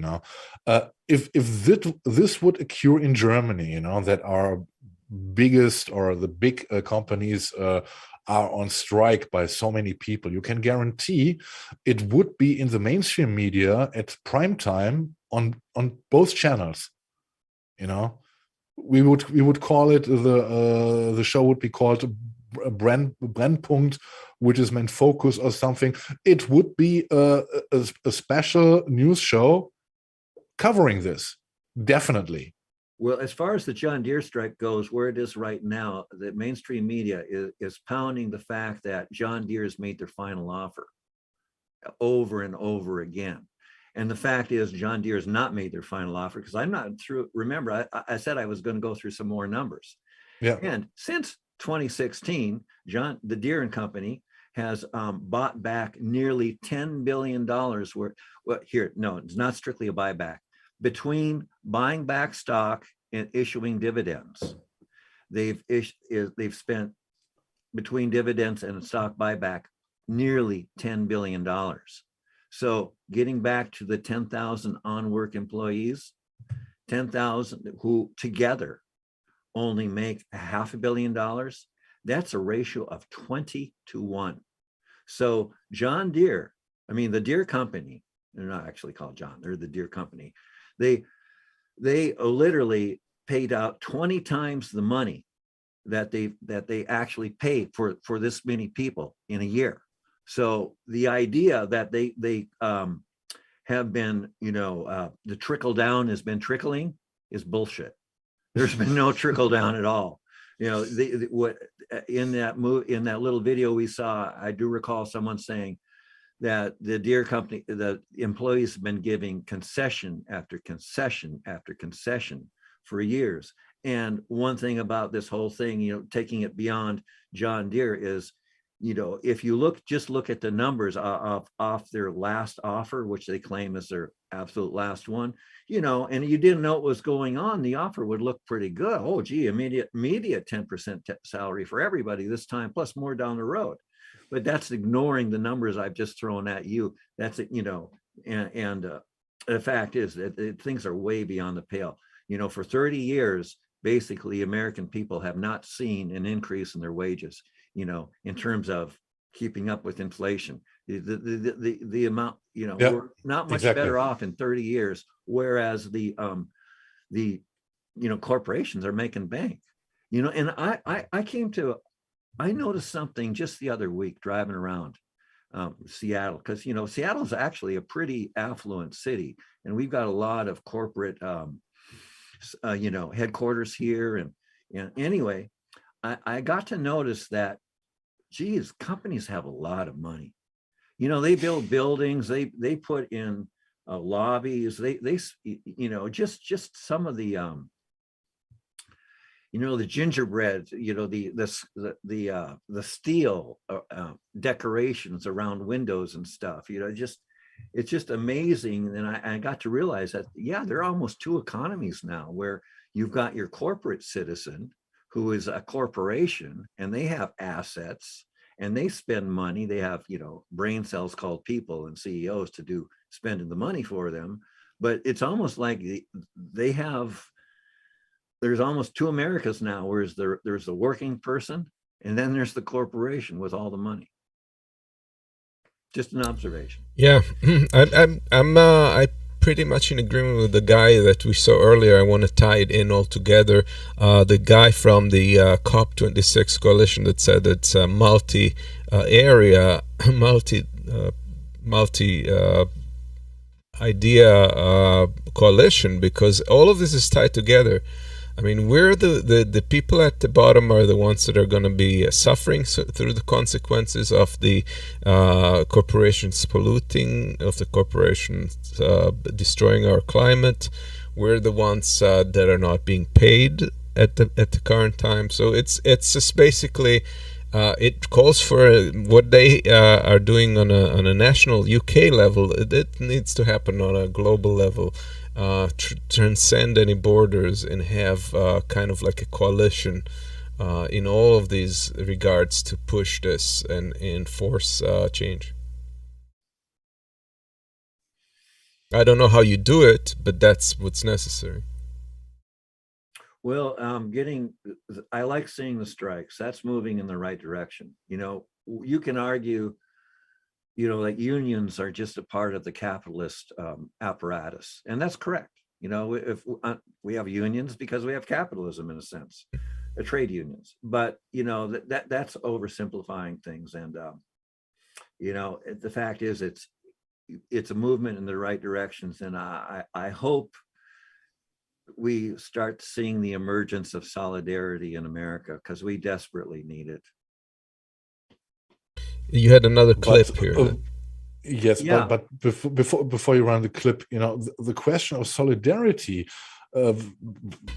is torpedoed by politics mostly, you know. And if you wanna tell it, it started to come, you know, from the Republican side, or from the right winger side, you know, with the absolute denying facts, you know. I think you can maybe you can date it, you know, with the beginning of the Tea Party, you know, where it all started, right, you know.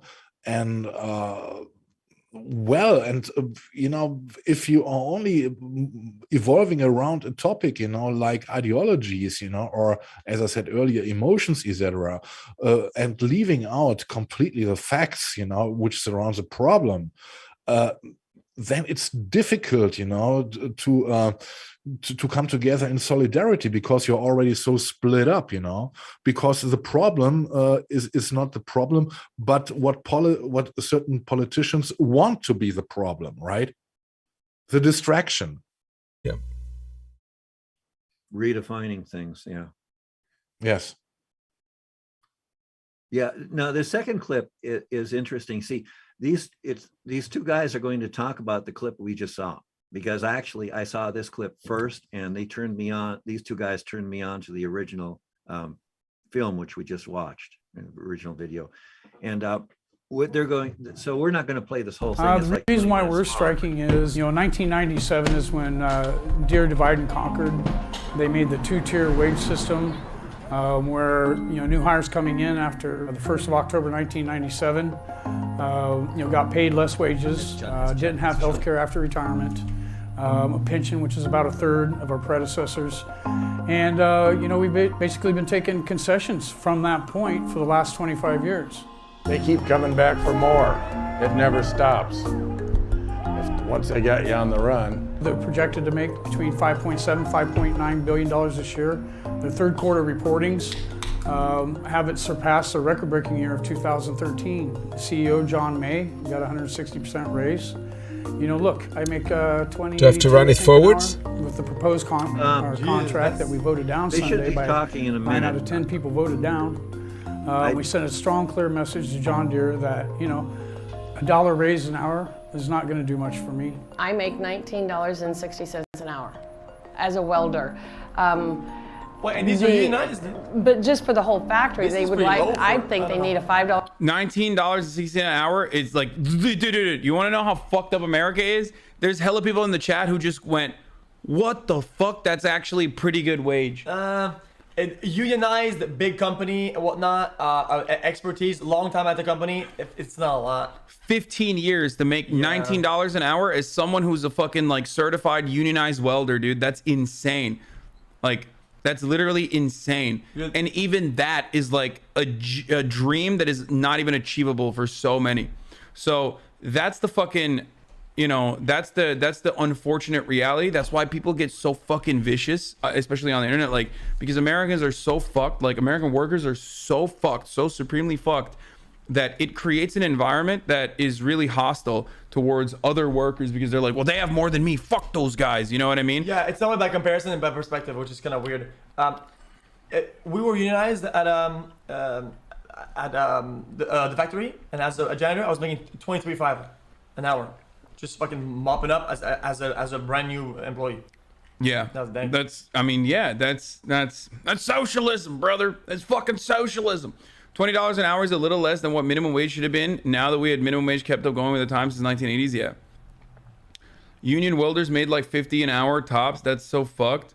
Yeah, there's people in here that are making less than that. I mean, dude, the federal minimum wage is still $7.25. That is insane. And we couldn't even raise it to $15, even though it's insanely popular. Okay? Like, it's insanely fucking popular.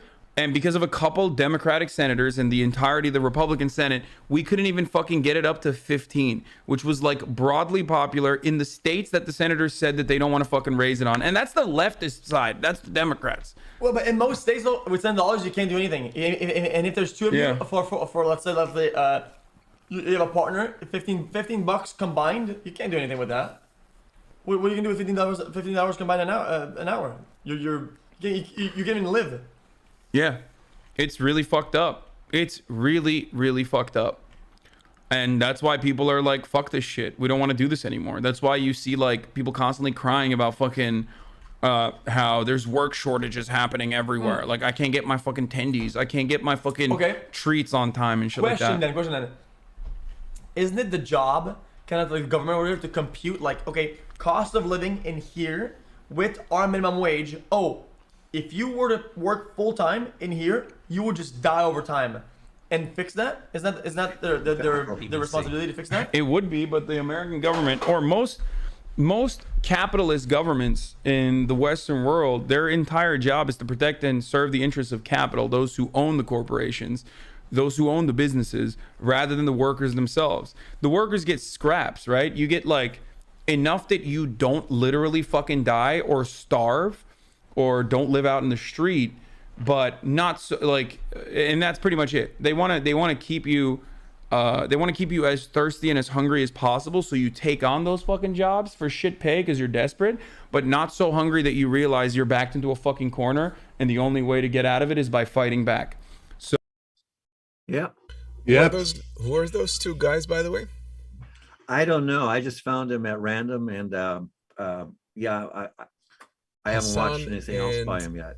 Hassan and XQC. Yeah. They are saying the same I said in the first part of the show, right? Yes. Well, great minds.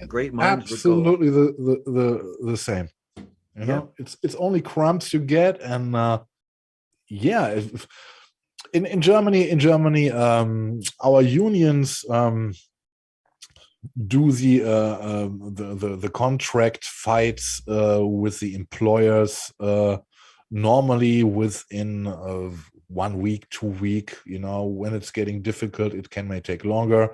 The trains here in Germany are known for longer evaluations around new contracts, but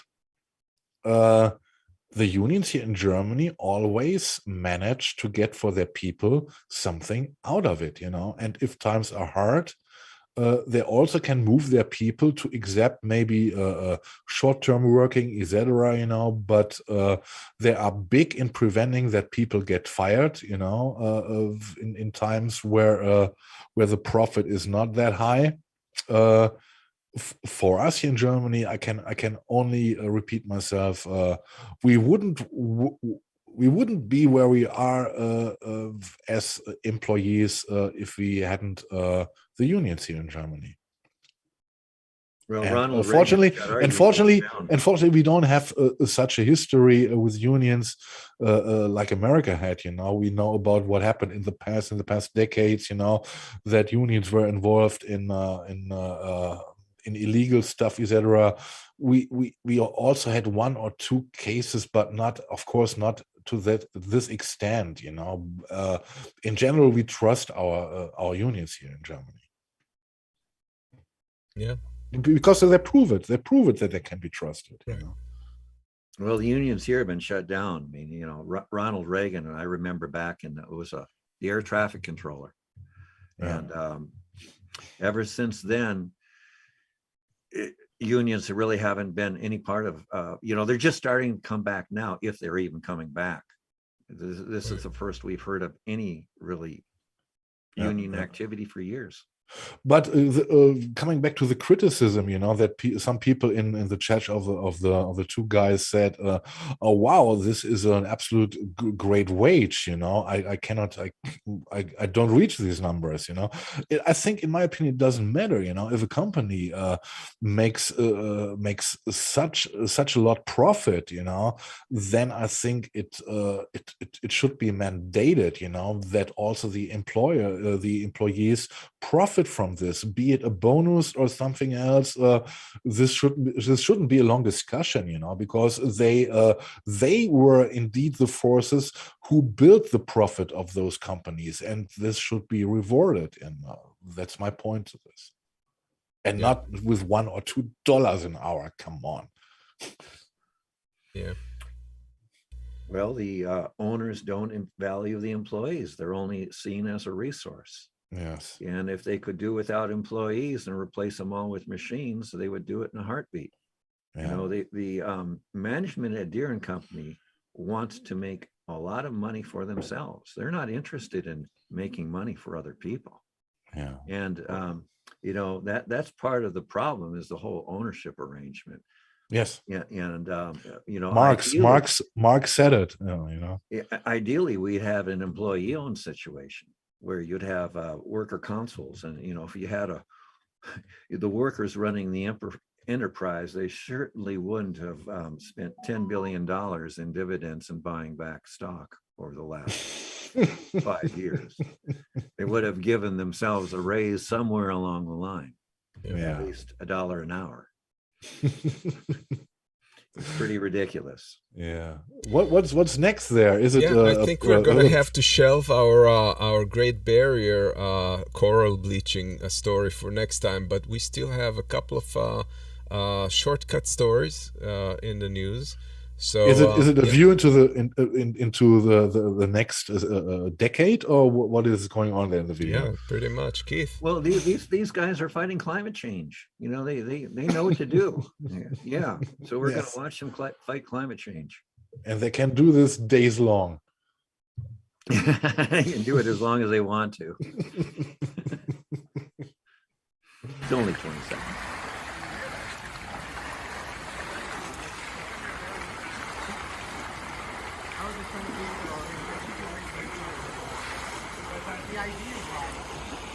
Seems about as effective as COP26. Yes, exactly. Well, Yeah. more effective than COP26. At least they've got a current going. Yeah. Yes. Don't make waves in my apartment. Yeah, no, it was a funny video because when I caught it was being actually put out as serious, as these guys are actually outside. It was the local news in San Francisco. And I think it was obviously put on. I mean, going out and, brooming foot deep water with a broom, you're not going to move it anywhere. At least they were occupied, right? Yeah, well, they had something to it's do. all about. They're all having fun, which is great. But yeah. Oh yeah. Okay.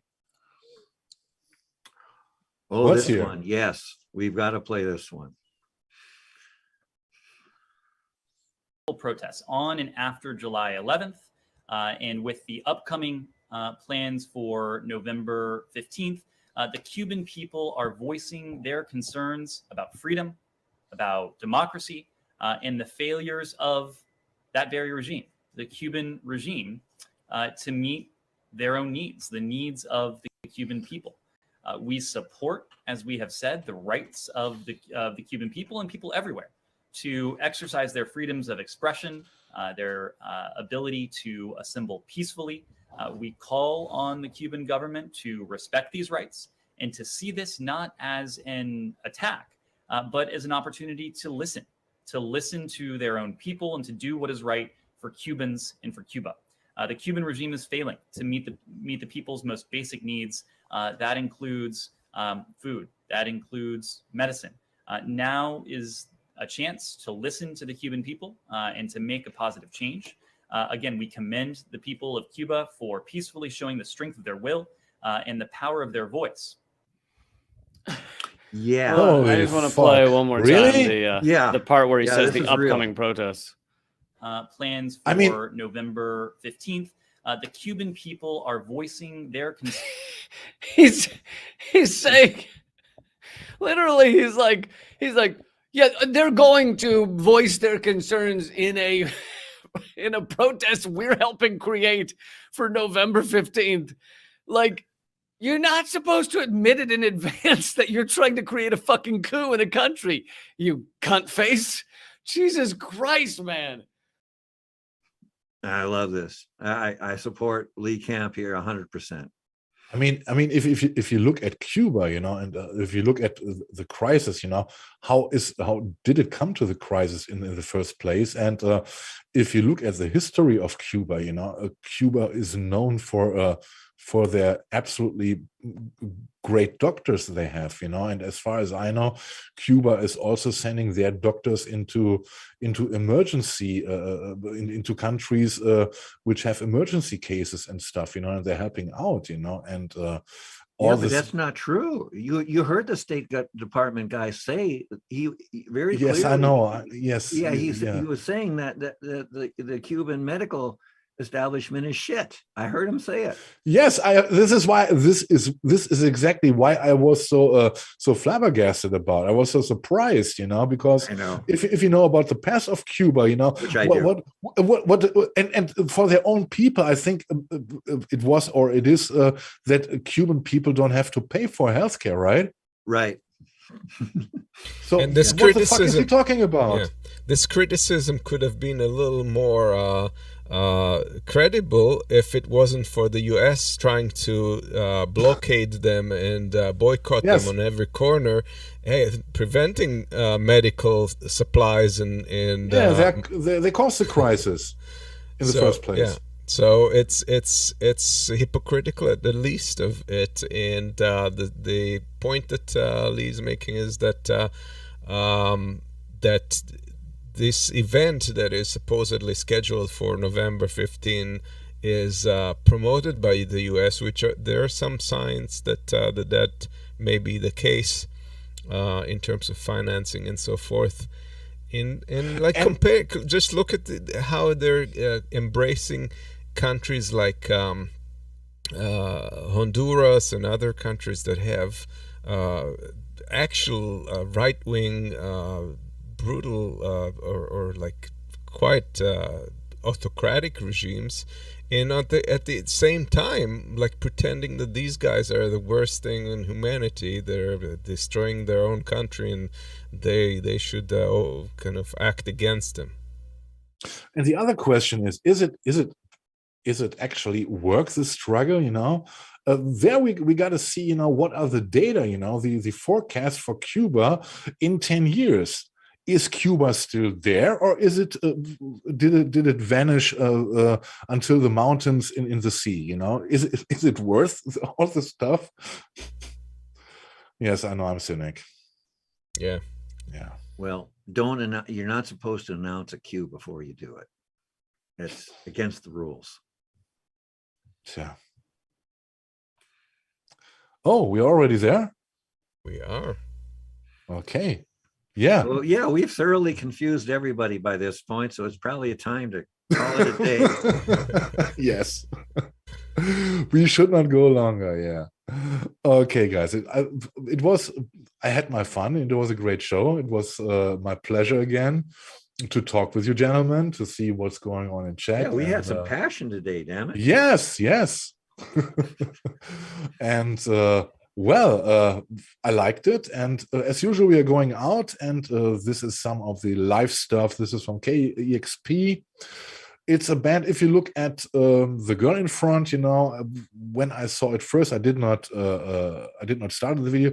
I think this is definitely a Swedish band. Bullshit. They're from Australia. They are the Goon Sax, and this is a kind of play of words. A goon sack is in a certain Australian language a boxed wine, and this is how they are playing with it, and they are doing a kind of different sound. It reminds me a lot of, especially this song we are listening to in the Stone, reminds me a lot of the Jesus and the Mary Chain. It has a certain appeal to the 80s, and if you go on and listen to them a little bit later, you'll see also I see a little bit wooden tops in it, and the singer, the guy in the skirt, is a son of one of the founders of the Go-Betweens, and so they have the talent in blood, I guess, and I found them and I like what they are doing. It's unique, I think, and I hope you enjoy it also. And yes, that's it for today. Any last things to say, guys? Solidarity. Yeah. We hope you guys find this program to be interesting enough to share with your social network friends, and post it further, share it. We're gonna cut the pieces also into separate segments. If there is a particular one you think somebody would be interested in, you can post that. All right. Well, then I would like to say, let's see us again next week in solidarity. And here are the Goon Sacks in the Stone. Bye-bye. Have a great weekend and be safe. Yes, be safe, everyone.